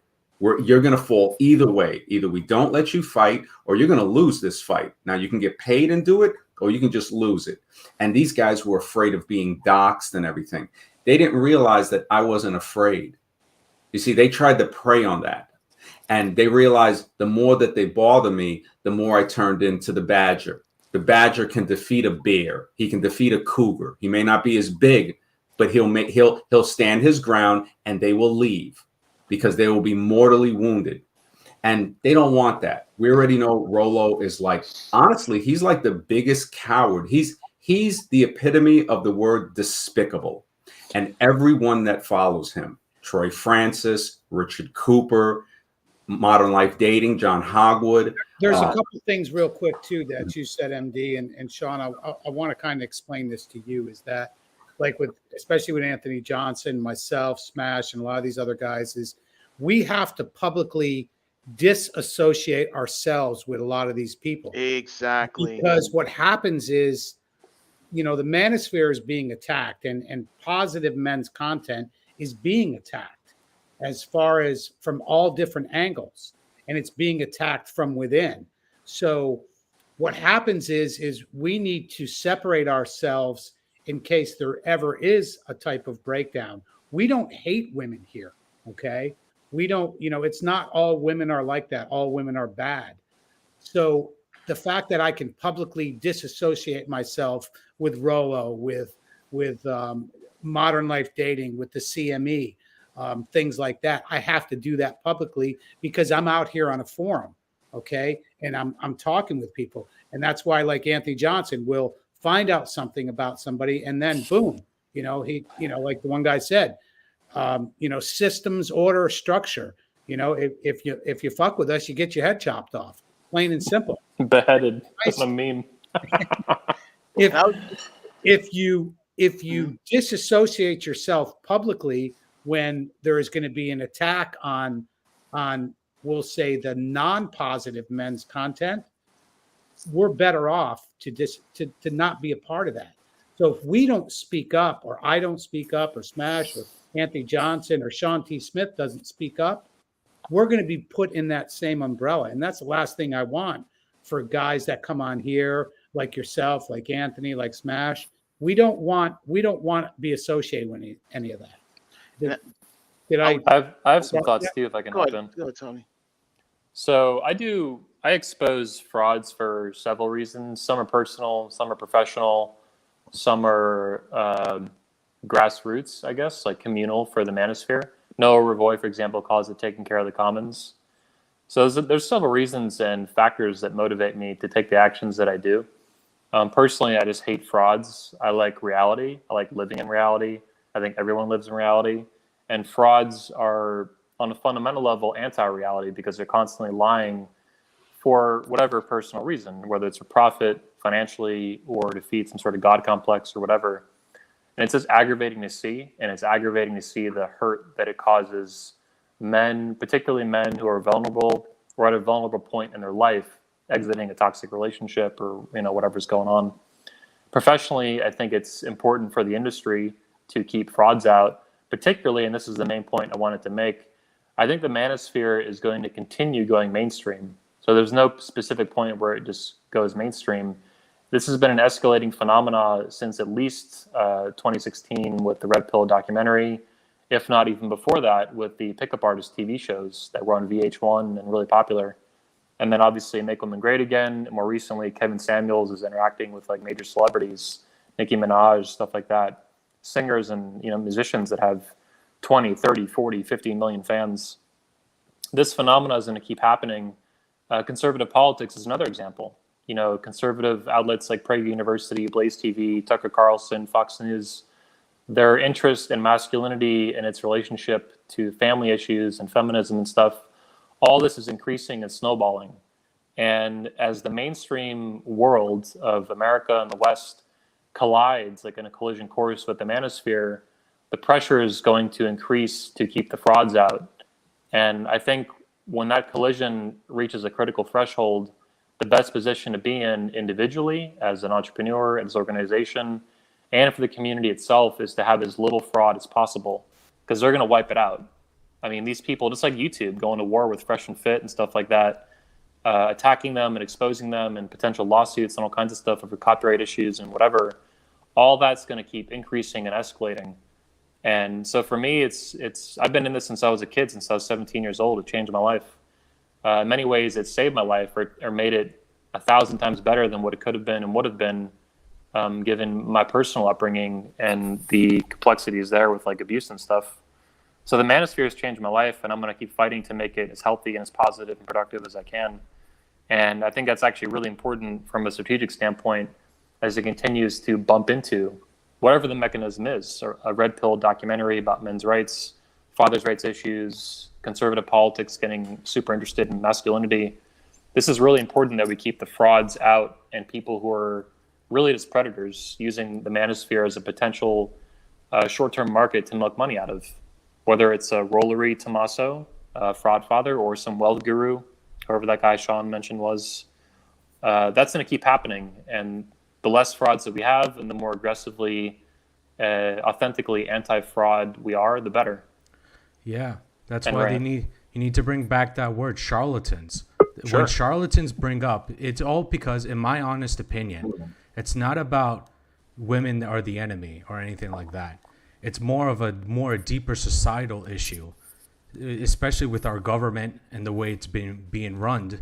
You know, they're printing money out of control. In my honest opinion, when a government is not having the fiscal responsibility to control the money supply and they're printing money out of control, society goes completely out of control, actually.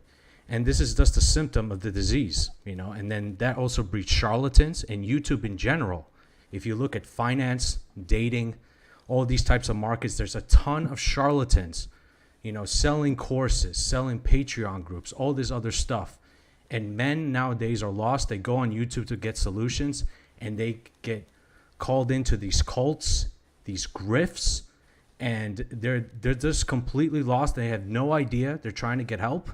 Yeah. And some of them, honestly, especially like the extreme versions of the black pill, which is like looksism and all that stuff, they really need psychiatric help. You know, the ones that call for like complete doomerism, it's over. Like, in my honest opinion, they need really like psychiatric help. They need to go see someone and talk to someone, because a lot of them, it's a very unfortunate situation. Especially with happened with the 2020 with the fear, hysteria. More people are more lonely. They don't talk to anyone. You know, there've been more suicides, more heart attacks, more strokes, and yet our government is not doing nothing about it. People are not talking to each other as much. They're more lonelier than ever. This is a deep societal issue that stems more than just like blaming feminism. This is something deeper than that. And it's really, in my honest, it's very disgusting, you know. Well, this is why too, like there's certain parts, like to me, like Dr.Shawn Smith, again, why I have him on here is about relationships. He talks to me, he has, where'd he go? Shoot. He did. Okay. Oh, We lost him. He'll come back on. But he's, you know, he's he has his trade. He has his take on what's going on in relationships. And I think if anybody watches his content, you'll see that the second he attacked Rolo, what happened? The second, I don't want to say attacked him. He what's the right word I'm looking He debated him. Exposed him. debated him or just questioned him. In other words, just any type of question. And it's just like, you're gone. I don't want to talk. It was the orthodoxy in the manosphere. It's what I thought as well in 2019. The minute you openly challenge this orthodoxy, you get into a big fight with a lot of not only a cult leader, so to speak, but his army of little zombies who really tried to do some harm, made a lot of death threats against me, all kinds of stuff. And yeah, it's what he does. He builds little churches using other people too. That's the purpose of the Troy Francises and the Rhinestones and the Coopers and MLD. Those are all like little priests for this cult of hypergamy that he runs, and he's the Pope. Mm-hmm. And it's like this mafia of beta males and retards is what it is, who are predatory and sick. Sean will be back on. Yeah, Sean, you're watching. Yeah, just jump back on. He said he lost his connection. We have Michael Foster in the chat. He says, where is it here? Look at this group of troublemakers. Tony, Mom, I just see you back there right now. Tony, I'm sorry, I got too base there. Oh no. No. We also have a special guest. We have Michael Foster's bat. I don't know if you guys catch that, but that's somebody who comes in here. I like that. So they've been obviously somebody who's been watching, but that's great. So let me bring on Muhammad. Muhammad, I'm going to bring you on here. Dr. What's up, Muhammad? Yes. Good to see you. Good to see you. Likewise, Tony. Hello, everybody. Kempachi, the 13 guard, man. Oh, Kempachi. Captain Ken. Guy. my favorite. Abso-freaking-lutely. Guys, there's none other than Kempachi. That's a good example of a guy that's living life. He's like living, like challenging himself to the limit, whether it's physical or mental. and it's just going for, you know, what they really want to do, like the passion, the joy, the and love. he is honorable. He does not take advantage of the weak and the Exactly. downtrodden. That's his real character. True strength. Yep. True strength. Absolutely. You know, and just to oh God, Bonnet. with You got it, the Bonnet. go on, Deacon, go on. Sorry to you got the interrupt goat- you. You Yeah, got the thought goat there, here, too. Michael Foster. Good to see you. Michael Foster, there's a halo around your face, my friend. I think it's a thumbprint on your camera's lens. Lord works in mysterious ways. It's with me wherever I go. Absolutely, absolutely. Good to see you again. Long while, man. How you doing, Good Mike? to see you. What's up, guys? How long have you been watching? Not long. I just Yeah, flew Sean into just Dallas. dropped. He had an issue with his computer. He's going to jump back on. Cool. Yeah. So, I mean, we were talking about relationships, and like I said, I think Sean Smith is one of the best guys, besides yourself, Michael Foster, of course. That, you know, there are guys that do want relationships and healthy relationships. So, Exactly. I think that's important that guys have the option. I think everybody under this umbrella. I mean, I don't have any specific set of skills in this umbrella, but I prefer to be the facilitator of conversations. But there are guys with certain specific skills like yourself and Sean Smith and Anthony Johnson and MD. And so building a healthy relationship was kind of the topic. And again, guys, there are guys that want that. And I don't think there's anything wrong with that. And to the guys that don't want that, I'm not saying don't want a healthy relationship, but don't want a relationship at all. That's your choice, you know, and I'll give you that respect on that's your choice. Yeah, but suicide's also a choice too, man. Yeah, it is. So here's Sean again. Okay, good. Welcome. Yeah, sorry about that. I don't know what happened. No problem. So we got Michael Foster here tonight, and again, we're talking about relationships. Welcome back, Sean. I'm curious of your feedback now of what you've heard. On like I said, what I was saying when you were gone is that your specialty with your practice and everything, you practice every day. So guys can go to you and your content to understand how to build, how to vet. I think that's one of your big strengths is vetting. So they can go to you to kind of, you know, understand how to build a good relationship and how to vet. So Yeah, and a lot of my clients these days are guys who are coming out of a divorce or some bad relationships, and they're looking to figure out how to break the pattern. And that's really fun work because we get to look back at their history and the history of their relationships, and we get to do a little bit of detective work and figure out what needs to change on their end so that they don't keep reproducing that experience. Why can't we just blame it on hypergamy? It's not easier. It is easier, yeah. It's like I said, when when I was saying earlier, maybe you didn't hear me, but when you had challenged Rollo, I think disagreements are really important, and to challenge people on ideas in no matter what you're doing, whether it's this space, any space, it could be at your workplace, but to challenge ideas. So what do you think about challenging ideas? I mean, you challenged Rollo, and what happened, like you said earlier, all of a sudden it was like, they threw you right over on the blue team.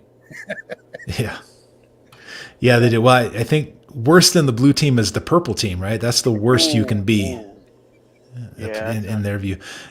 Yeah. So, yeah, I don't know. I'm always happy to have a discussion. I didn't get the sense that Rollo was real thrilled to be there. I tried to be polite, and I think he tried to be polite too. That was a long time ago.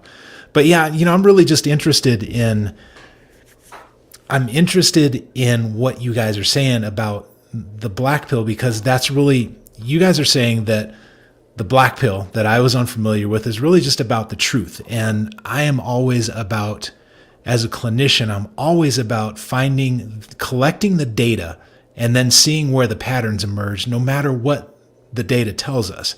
And so if there's a movement that's brewing within the manosphere that is what the red pill used to be, where we're just interested in the truth. Yes, we're interested in hypergamy, but yes, we're also interested in loyalty, the counterbalance to that. Then cool. I'm all about that. And then, like I said before, I'm really kind of interested in how to keep it clean and how to keep the grifters out.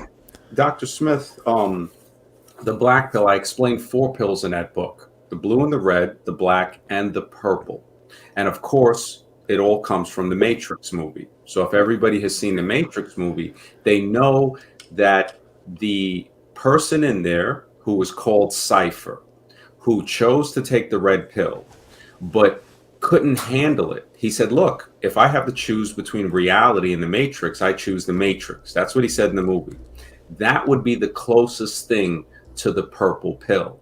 The purple pill is actually worse than being blue pilled, because a blue pill person is just ignorant to the fact, right? They say, all right, I don't know, right? And now when they know, they have a choice. Do I want to know for real, or do I want to go back into ignorance, right? Yeah. The purple pill is so dangerous because in the movie, he's the one that betrayed his friends. And that's why. And that's why it's such an insult to be called purple pill. Well, think about this. Donovan Sharp used to call himself purple pilled. I remember when he was in a group, you know, he said, oh, I'm just purple, you know, kind of like a little girl choosing a dress or something, you know. And when you look at that, you start to say, what has he done? Just what the guy in the Matrix did: betray the people that saved him. You know, so now, of course, there's other people that, okay, there's pill analogies, and they started making up all these other pills. Maybe in the future I'll explain that. But in a sense, you're really black pilled, and it's not a movement. It's to say you're in pursuit of the truth, like a real clinician. You take the data and you take the results and you apply it to reality. You say, okay, this is what it is. Women, Tinder, for example. Tinder is based on looks. There is no profile like there used to be in 05, 06, 07, 08, 09, and up to 010, right? Right after that is when it launched. Before that, you would have a little profile. It was harder to realize that, man, this is based on looks and height as well. You know, Tinder, women fought to get men to reveal their height. They wanted a part on Tinder where they had to reveal their height. And I don't think Tinder did that, because they would meet these guys that met their looks threshold, or, you know, above the looks threshold. And then they would realize they were tall. You know, the girl would be 5'9", 5'10", and the guy might be the same height. They didn't want that. MD, if I can interject, I would still say you're slanting even something as specific as Tinder in a negative light. Even a guy who's kind of gross, kind of short, there's a lot you can do to maximize whatever potential you have, even if that potential is moderate or even less than moderate, small. You know, that's exactly what women do. They hyperbolize and lie and manipulate their images to an extreme. Well, and it doesn't there's something change you can do about your own looks. Well, it doesn't change the fact that a good jawline, hunter eyes, a specific ratio, the interpupillary distance, the ratio between the philtrum and the chin, the projection of the chin in comparison to the nasium on a side profile. All of this are indicators that looks matter. And how do they matter? From these little things in looks, in basically not as much as looks theory, because looks theory is a theory, in plastic surgery. What does a plastic surgeon do when he reconstructs a face that's been in an accident, or when he does a rhinoplasty? Yeah, but operation? a terrible photo will still ruin all that. If you take a terrible photo at a bad angle and bad lighting, it ruins $30,000 in surgery. Well, that's the thing too. I don't think surgery is really the answer, because you have what's called the phantom effect. If you lose a hand, you will still feel like your hand is still there.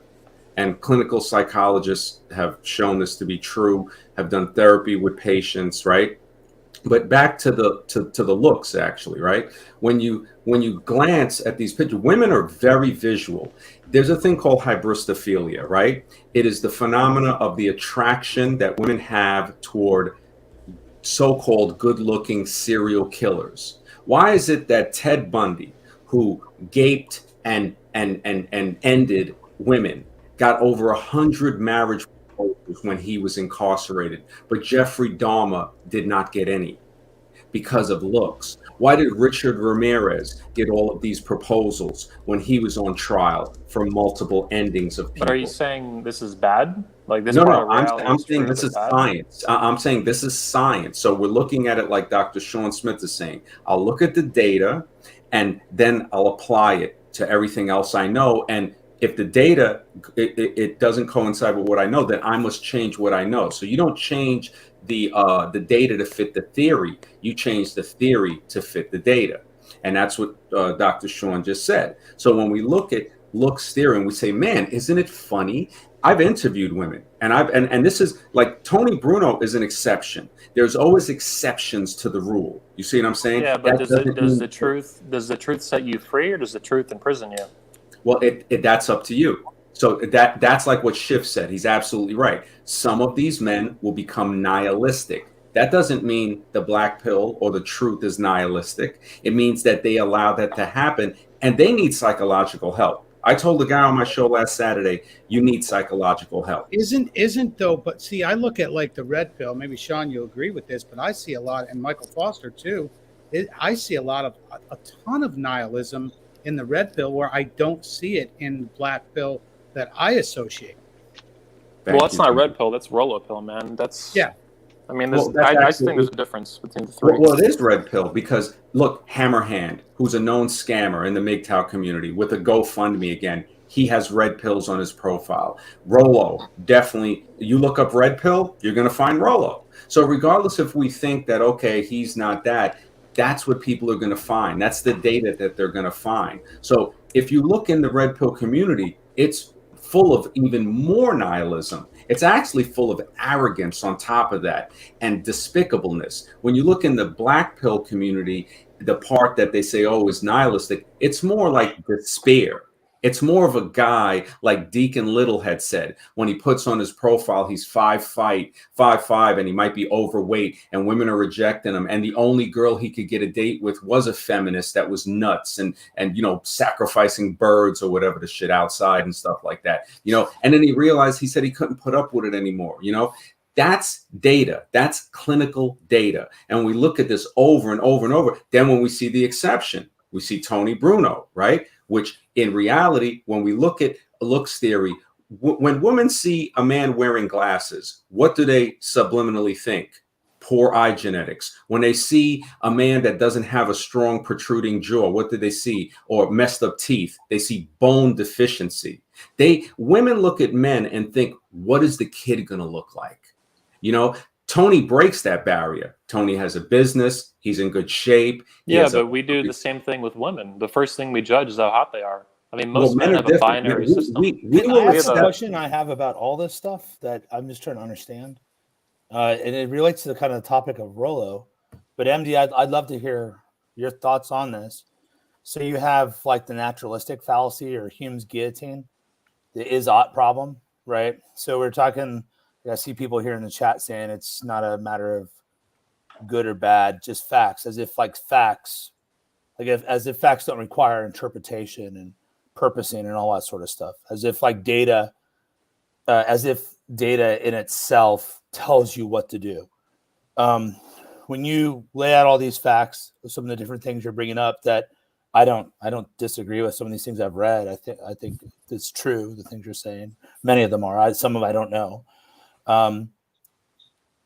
How does someone make a decision based on this data? Like, what worldview, what philosophy tells you, like, you can't get an ought from an is? Right? I believe you can. I would love to hear it explain, like in a sound syllogism or a philosophical statement. I don't know how you can. That's the thing. You can tweak the data to suit your theory, and you can tweak maliciously your theory to suit the data. So collecting data is one thing, and how the data is collected is important in its own right. Yeah, and you can't just say, "Oh, data is perfect." Yeah, data is not perfect. Yeah, that's why Twain said there are lies, there are goddamn lies, and then there are statistics. Yes. Yeah. But still, that's not my question, though. If you're just to be clear, just because something is some way, so what? Right? Gerbils eat their babies. Why can't we? Right? They're mammals. We're mammals. What's the difference? Do you understand? Like the larger question. Like, here's Rolo's problem. Rolo is a crappy philosopher. He knows nothing about philosophy or religion. Bingo. And it takes me seconds to dismantle him, and that's why he blocked us, because he hasn't really thought about it. Like Mhm. he's a very good researcher. I think he's at least good at researching other He's people's building stuff. cults. That's He's it. really good at That's it. synthesizing things. But my question: if Rolo doesn't have an overarching philosophy or thought to it, and you don't either, how are we different? Are we just like comparing facts or something? Morals. No, we are interpreting. No, it. hold on, Mohammed. Okay. Go on, MD. Go on, MD. No, morals is when you look at it, Rolo doesn't have morals. When you send people to maliciously dox people, to harass them, just because they criticize them, like Dr.Shawn Smith criticized him. Now, what does criticism tell us? When you criticize somebody, it allows you to see their character. Well, I'm going to jump in and say I didn't criticize him. I criticized ideas. And, Okay, yes, and if he chose to take it personally, or if anybody out there, apparently a lot of guys chose to take that personally. So that's on them. But guys, I gotta get rolling here because my daughter just came home and I haven't seen her all day, so I'm gonna go say hello to her. And it's nice to meet all you new guys. Michael, it's good to see you. Have a good day, Sean. Tony, Anthony, always a pleasure. It's been a pleasure, Mike. Could I get some? Smith. I'd like to get some final words from you. Then we'll continue on for maybe another 20, 30 minutes. But I want to kind of give the floor to you and just kind of give a brief wrap up of what we talked about earlier as far as relationships. I'm going to throw you on the big screen here, and I want you to give out how people can find you too, everywhere they can find you, and your books and all that stuff. But yeah, I'm going to put. Well, the book Tactical Guide to Women, it's not hard to find. You can find me at ironshrink.com. Everything is there. But I've learned a lot from this discussion, so I appreciate all you guys enlightening me on this developing part of the manosphere. I guess when I look at this space, I see a couple of things. I see two conversations that are taking place constantly. There are the ideas, and there are the discussions of the ideas, and then there's the this ongoing conversation about how to keep the wrong influences or the capitalizing influence. I'm a capitalist. I don't mean capitalist in a bad sense, but the people who are coming in and capitalize in a malevolent way, how to keep it pure. And I like that both of those conversations are taking place. I guess that's my closing thought. Excellent. Yeah, I appreciate you coming on tonight, and I'd love to have you on again sometime for sure. Yeah, and maybe for sure. Continue this conversation, but I'm glad that we had time to bring on other guys and just kind of throw some things at you maybe you're not aware of, because I think you're somebody that should be a bigger influence in this community, especially when it comes to building relationships, which A woman. you guys want. A woman. I think, Dr. Smith, it was a pleasure. And I think that if you look into some of the Black Pill community, there are a lot of men that need psychological help. Like Shift brought that to light, and he's totally right about that. It's more of a despair thing. And I recommended that to a few men because I'm not a psychologist, but I know when, say, hey, seek professional help. Sometimes people don't want to hear that, but it's good to have people like you in the manosphere. It really is. Well, I appreciate that. Check out his book. Get this. Great book. Real quick, I think I had mentioned this before, but I had, this is like my third copy because I don't get them back. But I gave this to a guy who ended up on an Airbnb on my street where he was trying to work it out with his wife. And he left me a nice long note here saying how much he enjoyed it. So you guys check out this book by Dr. Shawn Smith for sure, The Tactical Guide to Women. And any ladies watching, he has The Practical Guide to Men for Women. I actually have a lot of women tell me that they like The Tactical Guide to Women. And it tends to be women Ladies. who are, they tend to be high value women. Like they look at that and they see, oh, well, he's describing the kind of woman that I'm trying to be. And so they kind of dig the book. I don't like. Sean, you should write a book, How to Spin the Sticks, just like, men are supposed to spin sticks, plates. You should write a book. How to spin the stick. Well, all right, guys. Real quick, we're not going to give it out, but Sean is working on a new book right now. So you guys get ready for that one. So it'll be a bit. And I'm going to catch up on the rest of this conversation tomorrow when it's on the YouTube. So thanks a lot, guys. Really good to meet you new guys and see you old guys. Pleasure, Dr. Smith. You have a great night. You too. Take care. Take care. Bye. Hey, Michael, do you want to rephrase your question? I really didn't get the question. I've got somebody backstage. It's Dylan. Okay. I think he's going to come on. I just saw him back here. Sorry, man. Dylan? Oh, Dylan, yeah. Oh, look at those Einstein hair. So you Dylan, guys, you on with us? Dylan, you guys have been talking about all this stuff. You know, I'm a regular. Hey, what's going on? How you doing? How you doing? I think I'm a you've guy been that- on here before a while, correct? Dylan, I think you've been on here before. Have you been on here on this stream before? A few months back, Okay. with Michael, yeah, a few months ago. Okay. Now I remember. Excellent. So, Excellent. you know, I'm listening to this show all night, and you know, thank God I'm not born in this day and generation, because I believe all this red pill, blue pill, black pill, pink pill, rainbow pill is all bullshit. Okay, I'm gonna explain why. I used to go out with the same group of guys, maybe 5, 6 guys every weekend when we were like in our mid-20s. And a couple of them were red, a couple of them were black pill. I mean, you guys put it in categories now, so you're separating us is what they want anyway. They want to separate. See, it's either you're a man or you're not. I mean, I don't really believe that about being a free man. or Yeah, a free red man. pill is really It's about that being much a free different. man. Yeah, because in my honest opinion, pills and shit, it just limits you.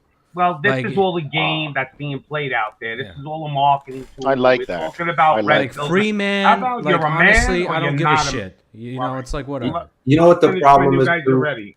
Pops, you know what the problem is too, and I I noticed ain't this done with the yet. But go Matrix. ahead.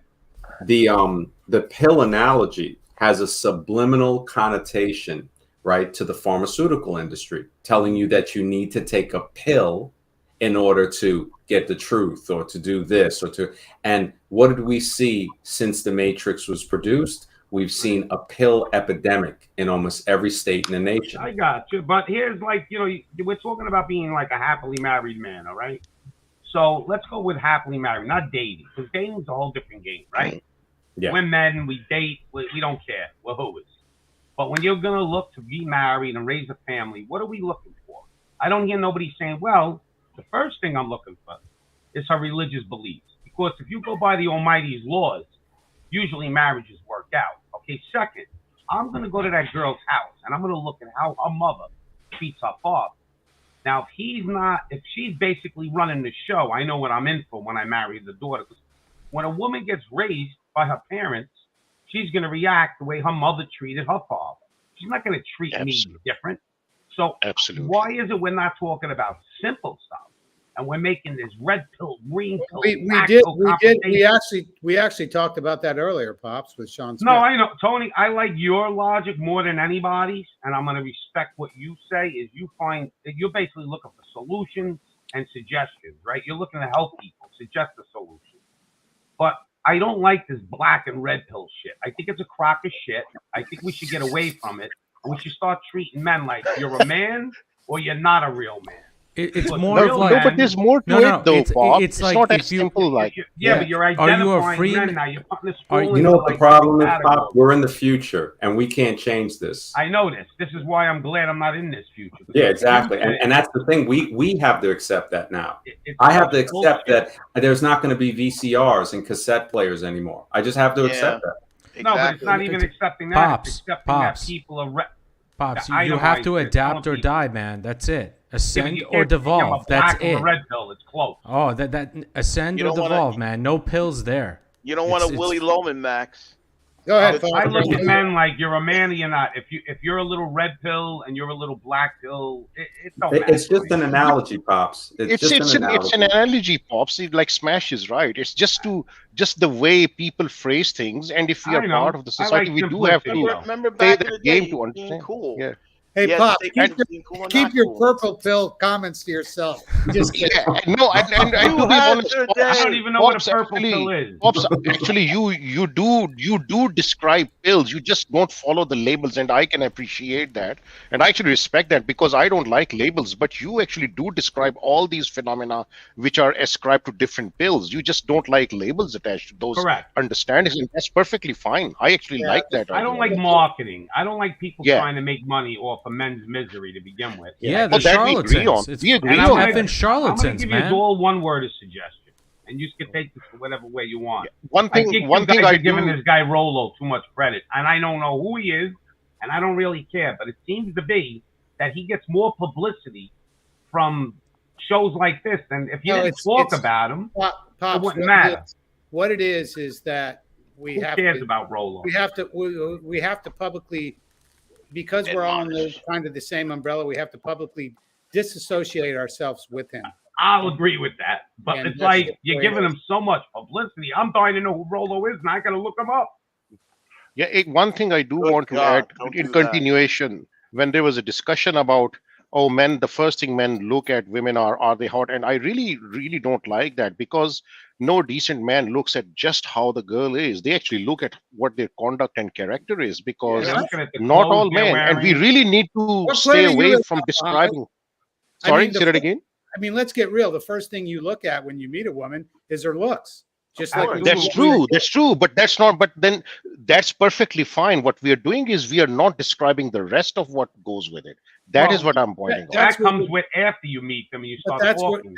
But that's somebody. Yes, but But yeah, that- but we stop at the looks. But what? No, what I'm saying is I don't- that's why we had Sean Smith on tonight, because we were talking about relationships. It was more than just. It was more than The just looks. Hey, I Yeah, I gotta agree. go soon. Let's have Michael Foster talk more. He's my favorite on here right now. No yeah, offense, guys. what I'm saying is Sean Smith takes it past that. In other words, you're in that relationship or you're building that relationship. Exactly. That's his area of. I love when he said doctrinaire feminism or whatever that is. It's true, but they're being taught that. This is all by design. Women spend more money than men. So if you're a globalist, you want the money in the woman's hand, because women consume twice as much as men.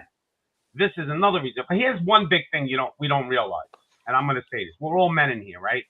Now, does anybody in this room really like to wash clothes, clean the house, and do all the chores of a woman? No.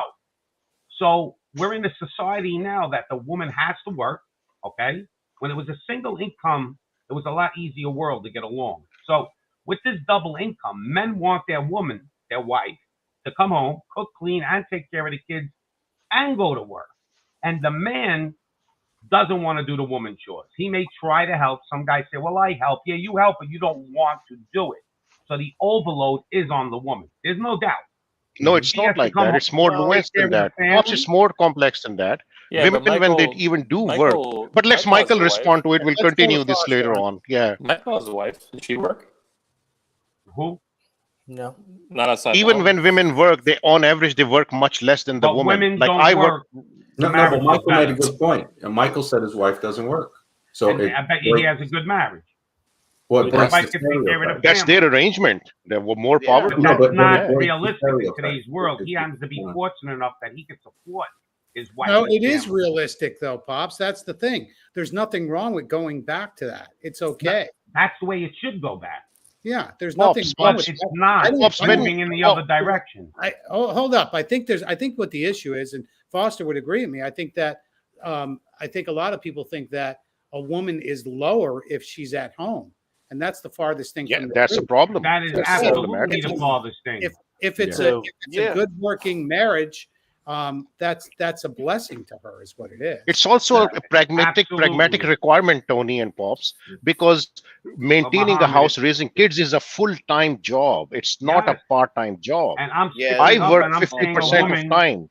How do you Pops, expect I a don't woman to talk. go to work and do the other job? There's two jobs. You can't do Too it much. unless you dump your kids onto daycare But that's and you why are we have getting them divorce. raised by Okay, someone hold on. working $15 an hour. And also, I agree.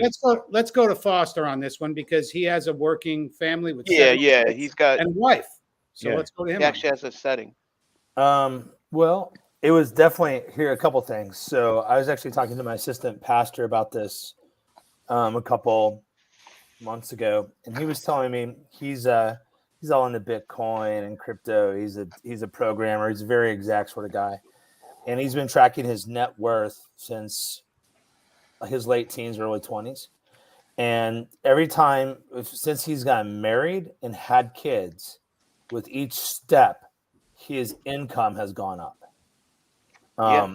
And part of that is just as guys, we feel when you put pressure on us, we like to deliver, right, guys? Men are like trucks. The more weight you put on them, the straighter they drive, generally. And so I think guys with families, on average, right? Like, we can't think about the fringes here. I know when we talk about the fringes of, the distribution of behaviors, but when we're talking about the majority of people, when guys tend to perform better, have higher paid jobs when they have families in general. Now, part of the problem, the situation we're in, is pretty dire, and I don't think people are looking at it honestly. We've first off, so Betty Friedan and all these gals, these second and third wave feminists, were very successful at convincing women that to have value, they have to compete with men and beat men at their own game, namely careerism, right? So that's what they were taught. So they measure themselves in their ability to gain a wage, and that's why everything's at that. And so, which is actually a hatred of femininity, right? To be a good woman, you have to be as like a man as you can, which is a terrible lie. But Friedan pulls that off. They pull that off, and now they break down the system where women are working. It destroys the family, right? The families are destroyed. Kids, you can't pass on values well when the kids are in the hands of the state school, and latchkey kids and all these things that we saw happen late 70s going into the early 90s. And so then the other problem we have, though, is the economy has been so jacked up that millennials really did get the short end of the stick. And I don't think people are being honest about this. Millennials were graduating from college. When they went to college is when we started to see the cost of college skyrocket. Yeah, that so generation. It starts to skyrocket. And as the millennials are graduating, they go into the first recession, really 2008. Yeah. So they go back home. You got these boomer idiots who are saying, well, I was able to pay for my college, but working a summer job. Yeah, dude. You doubt if you work your summer job now, you're lucky to pay for a year's worth of books when you're going to college. Yeah. Let's be honest here, right? Yep. So these guys then go in, they come right into that depression. And they've got all the welfare state like revving at the highest it's been in years. It's been going on for a long time, right? All the way back to FDR and all these guys, but it's revving. And then all this stuff has made millennials check out. So Gen X was the smallest generation, and the boomers held onto the power. So there's not a lot of Gen X advocates out there for millennials. They kind of just checked out. And then the millennials, they had a massive delay in starting their life economically and financially for good reasons. And stability of marriage is definitely tied to economic stability, and marrying age is tied to economic stability. We've had marrying ages pop all the way up into the high 20s a couple hundred years ago during economic depressions. It happens all the time.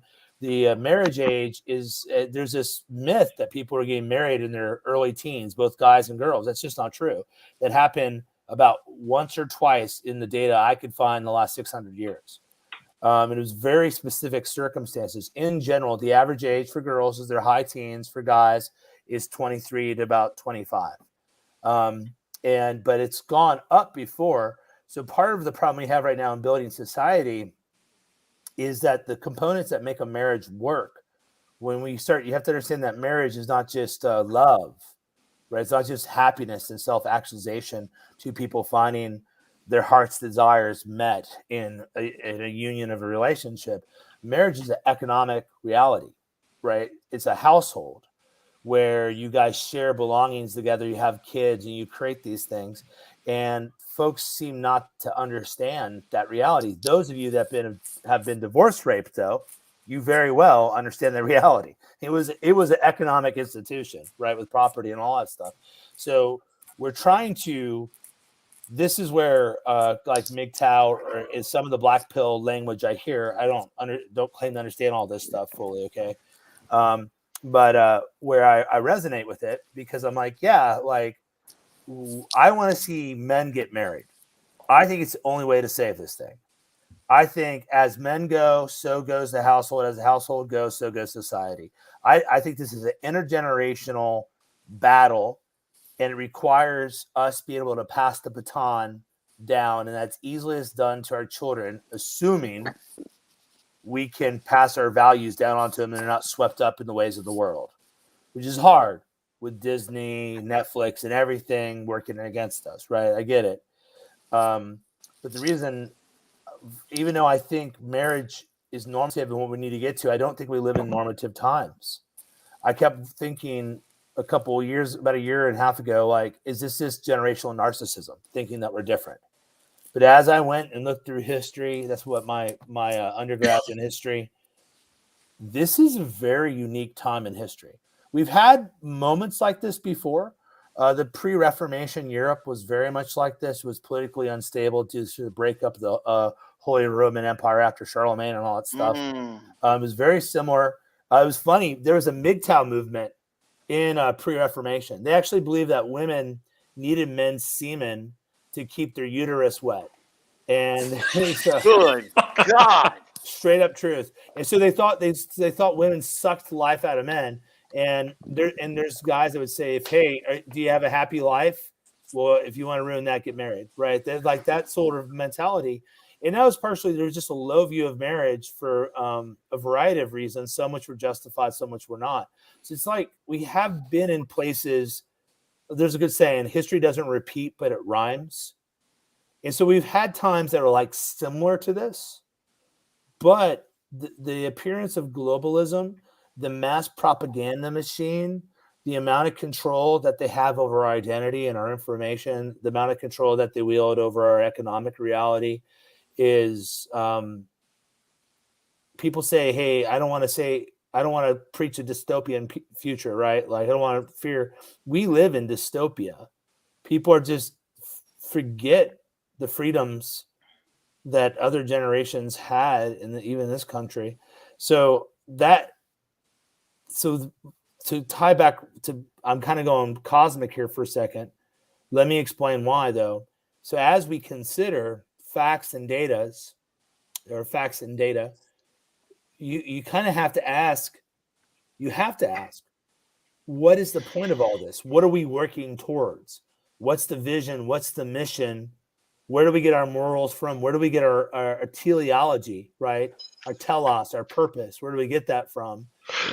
That's a big question, because two different people can have the same sets of facts and come to different interpretations, right?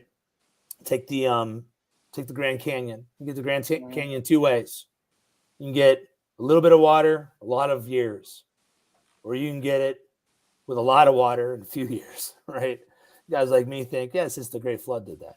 But we're looking at the same facts and data, but we're interpreting it from different presuppositions, different commitments, and all that.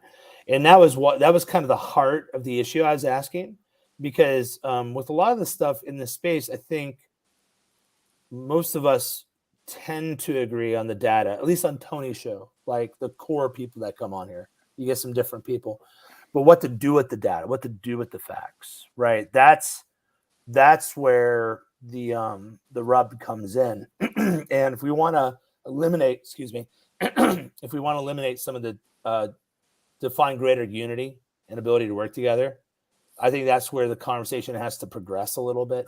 We have to inch our way forward. We're not all going to come to the same page all at once. The reason I hop on isn't because I want an echo chamber. I hop on for the exact opposite. I'm not looking for an echo chamber. That's it. Yeah. Speak your truth. Speak your truth. That's what I'm all about, honestly. And really, in my honest opinion, you got to start with the finances. Cut your debt. Don't buy stupid shit. Invest in an index fund.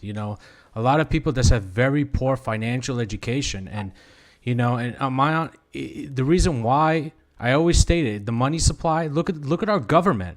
They're printing so much freaking money, and look at throughout history. Whenever a country does that, then society suffers.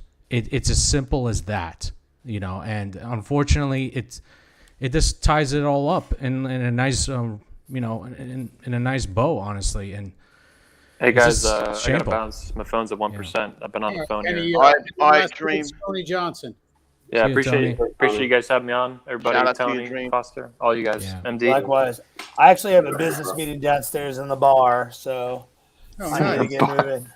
In I'm the in- bar with the bat. I'm joking. Have a good night, guys. Really I'm in a appreciate Take it. care. So- Have a good night, Take it Tony. easy. See you guys. All right, Michael. Come on, Father, you can't just give us a sermon and then disappear without I'm giving sorry. more I- blessings. I'm kidding, Michael. I'm pulling your leg, man. Thank tried, you for man. speaking. I listened patiently. Next time. I was like, but You no, got- I know. I'm pulling you. I'm joking, Mike. I'm I know, joking. I know, I Yeah. know. Have a good day, man. Good to see you again. I appreciate you guys. Appreciate having a chance to hop on here, even if it's for a few minutes. I just wanted to be on. I haven't been able to be on for a while because of traveling so much. Yeah, absolutely. And Appreciate you Michael too. Foster, I want to have you on as a guest one night soon. Oh, nice. Just Me me too, and That you. would be that'd be awesome, awesome. man. That would be fantastic. Love that. So, you Absolutely. know, I appreciate you and stay in touch. And Hey, MD, you know, a video that I would be interested in is something like that discusses morality and philosophy around the black pill. Mhm. I would listen to that. I'd be fascinated. It'd be fascinating to hear your thoughts on it, even if it's just more of thumbnail sketch. You know what I mean? It doesn't have to be like some airtight sort of thing, but just getting that conversation going. I'd like to understand more because I'm trying to zero in on how the black pill is different from some other things I've heard, and kind of setting it in that broader picture. If that's something that can be done, maybe I misunderstand. But if it can be done, that's something I'd listen to. And well, there's also one thing I want to bring up too. I know Smash was talking about on Wisdom Radio, was talking about religions, and I think Michael Foster would be a great guest on there. That would be awesome. Definitely. Definitely. Yeah, hit we me should up. do I'm down. Smash did say that he wanted to do a stream with different people from different religion. That sounds like a fantabulous idea.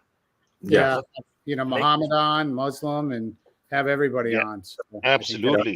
Yeah, we could have Varun, Pastor Michael Foster, Muhammad, because that's a Hindu, Muslim. Michael, you Christian or Christian, not Catholic, right? Or I think Michael Foster can handle the Jew part too, correct? Yeah. Why not? I'm a Protestant. Foster. Okay. It's Forrester, is what. But yeah, I'm a Protestant. Make the world Presbyterian again is my goal. Well, Presbyterian for the first time, really. Yeah, I think. How did the Jew part come in though? Because usually a Jew part is somebody that just follows the Old Testament. Well, he's Jewish. Well, I descended from Hebrews. Oh, so you know a lot about the Hebrew religion too. I got it. Oh yeah, yeah. I think he studied. I think you've done like proper study, comparative study of some sort. I did. I have a minor. I've got a minor in philosophy. Fantastic. And then, but also, my grandmother came over here after World War II. After she actually she survived the Holocaust, but the worst injury she got was from the Americans when they bombed Dresden. Firebomb. Wow. That's Wow. probably true. Yeah, and they firebombed Dresden just like what's his name burned the South. Like it wasn't a military target. It was really to try to break their heart. Yeah. Wow. My nephew's grandmother still has the tattoo from the camps, wow, that's intense. Yeah. She never got in the camps. She stayed outside of them, but she's in the Battle of Königsberg, which was the Russians came over on the West Front into her front yard, and they all run, and they get out of there. They're very rich and connected to Otto von Bismarck, and they get out, and then they travel, and then they get when they finally get to Dresden, they're there for a night, and the next day the Americans bomb it.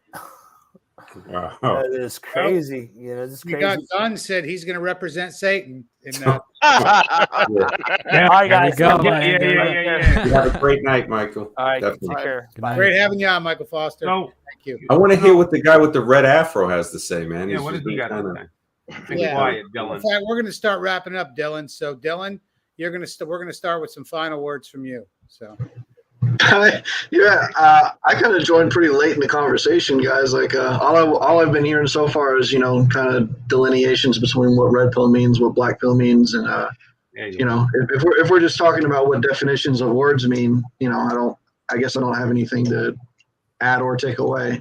no problem. Well, check out the rest of the stream when you get a chance. The beginning with Shawn T. Smith. I'm sure you'll enjoy it. So, but yeah, I'm going to wrap up tonight. I've got things to do in the morning, but I'm going to go to Shift next, of course. And any final words, Shift?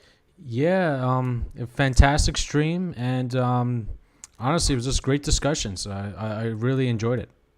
Good, thank you. And it's always a pleasure having you on. I want to go to Smash MD next, man. Thank you for coming on, man. You know I wanted you to come on tonight, so definitely I made a space for it, and thank you so much for having me on.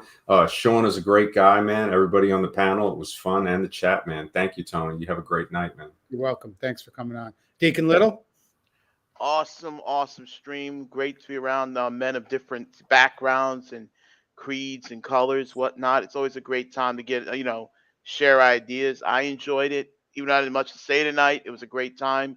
Shout out to Shawn T. Smith. I definitely will be subscribing to his channel, him and Michael Foster. And of course, Tony Bruno, the man who has to put his jacket on. He's like, please, please. I put my jacket on one arm at a time, except when I do it, gold records are made. Classic, man. I appreciate you. Appreciate you, Pop Shift. Dylan, it's nice meeting you. Dr. Muhammad, man, that's my boy. Definitely definitely a great time, guys. Thanks for having me. Little, always a pleasure having you on. Muhammad, we'll go to you next. Yeah, just look, I think the civilization is deteriorating because we have forgotten to talk about the values and the things that held our civilization together. And if we do not start doing that very, very soon, we are just going to get annihilated. And I don't speak just in terms of Western civilization versus non-Western. This applies to every civilization, all sets of moral values, whether they are scripture-based, whether they are Muslim, whether they are Christian, Jews, whatever. This rule applies. The law of unintended consequences applies to everything in the universe. And thank you for the stream. It was awesome. And the last thing is, Tony Bruno. Stop copying my style. Thanks, Grace. So, well, we got a special request here. Pops, you're up next. Give him hell, Pops. Well, first thing I'm gonna say is that guy JT Smith was excellent. That guy, what he was saying, he wasn't talking about pills. He was talking about solutions. Mm-hmm. I think we have to stop talking. So I feel like these are almost intellectual conversations, and I comprehend them, but the average man, are we trying to get a message, or are we just trying to have a little chat amongst ourselves? Because we got to get back to basics. And the average Joe, who I am, see, I represent all the average Joes, and we got to get back to basics and break it down more simple and stop getting into this. It's too intellectual. Nobody's going to be on the brain scale of Muhammad when he starts talking. Okay, so when you start talking fancy and you don't get back to basics, the average Joe is not going to get the message. And I think we need to get back to basics. And Michael Foster was getting back to basics a lot too. I liked what he had to say. But as far as this, I mean, look, I understand the red pill, the green pill, whatever pill you want to call it, but I'm not into this pill stuff. I'm into reality and truth. And I want the basics. I want to hear what the solution is, not what the pill means. And all the men have seemed to group up now and going into these pills. I get that, but what we were doing, what MD was doing was basically giving a description of the black pill. No, I know. The analogy. I love MD. He's a great guy. But what I'm saying is I think we got to simplify more. We're not simplifying it. Mm-hmm. What's the basic? What would be the number one basic thing to have a healthy marriage? What would that be? Mm-hmm. What would be the top 3 rules? Like I like TJ Smith, man. He hit it on the money. Yeah. He had 5, 6 rules, and those are the most important. Mm-hmm. And I think if we stick to that, the rest is going to fall into place. It seems like the pills get mixed into the dating game. That's what I find a lot going on. Like instead of talking about, okay, we're going to be happily married, these guys are talking about just the dating scene, Tinder and this. And hey, listen, that's a whole different game. All right, that's like when you're a young man, you play that game. But when you get older, you're not bring up game, Pops. Yeah, but you play that game when you're a young man, right? You date a lot of women, you see a lot. But when you get older, you're looking for a family, and that's what I think we have to get down to, the basics. I don't want to teach a guy how to go out and pick up a girl. I don't really care. Figure it out. You figure that out. Usually the good-looking guys win. That's how it works. Now, when it comes to raising a family, that's a whole different game because by that time the woman's looking for a man now. She's not looking to play, romper room with a guy. You understand? She's not looking for Brad Pitt. Now she's looking for a good-looking guy, but a father of a child. Hey, Pops, I take severe exception in you implying that I'm more intelligent than you. You are more qualified as a common person. I feel you represent me and my views more than anybody who holds a PhD, more PhDs or more fellowships than me. So don't underestimate yourself, my friend. You are more sensible than most doctors I come across. I guarantee you that. I appreciate that. But, I like to make, I don't know, I'm the guy that likes just to make, and I'm going to leave off on this. I thought this was a great show, Tony, and I'm just the guy that likes to make things simple. Simple wins. Complicated is complicated. Real simple for you right now, Pops. This is just for you. All right, boyos. All right, boyos. Here we go. I tried to get him to say my name, but he didn't. We have to lure him into saying your name, Pops. I did. I'm gonna leave everybody with this tonight, and it's a little word from Jesse, and I think this will wrap up the show good. Everybody, thanks for coming on. I appreciate you, and just a little words of advice from Jesse Lee Peterson. Cheers, everybody. I appreciate everybody in the chat, man. Awesome. Woody, Awesome, Tony. Message. Let me go back real quick. Darkest Night. There's so many people came on. A lot of new faces. Gus Newton, Frank Pesci, of course. Base bodybuilding. I believe that's Woody Johnson. Al Johnson. JP, of course. Good to see you, man. Just so many people. Darkest Night. I don't want to miss anybody. There's so many people. Ojit, of course, man. And I have the best mods on YouTube, man. And I love you guys, man. I appreciate everybody who mods on my channel. Keeping it safe, getting rid of the trolls. Appreciate everybody. Primal Studies, QB, of course. Hope I didn't miss anybody. Dwayne Hicks, good to see you back, man. Haven't seen you in a while. Timbo, good to see you too. Just kind of keep going back here. If I missed anybody, I didn't mean it. But Woody Johnson. Yeah, Miss Woody Johnson. Woody Johnson. Woody Johnson. Absolutely, Woody Johnson.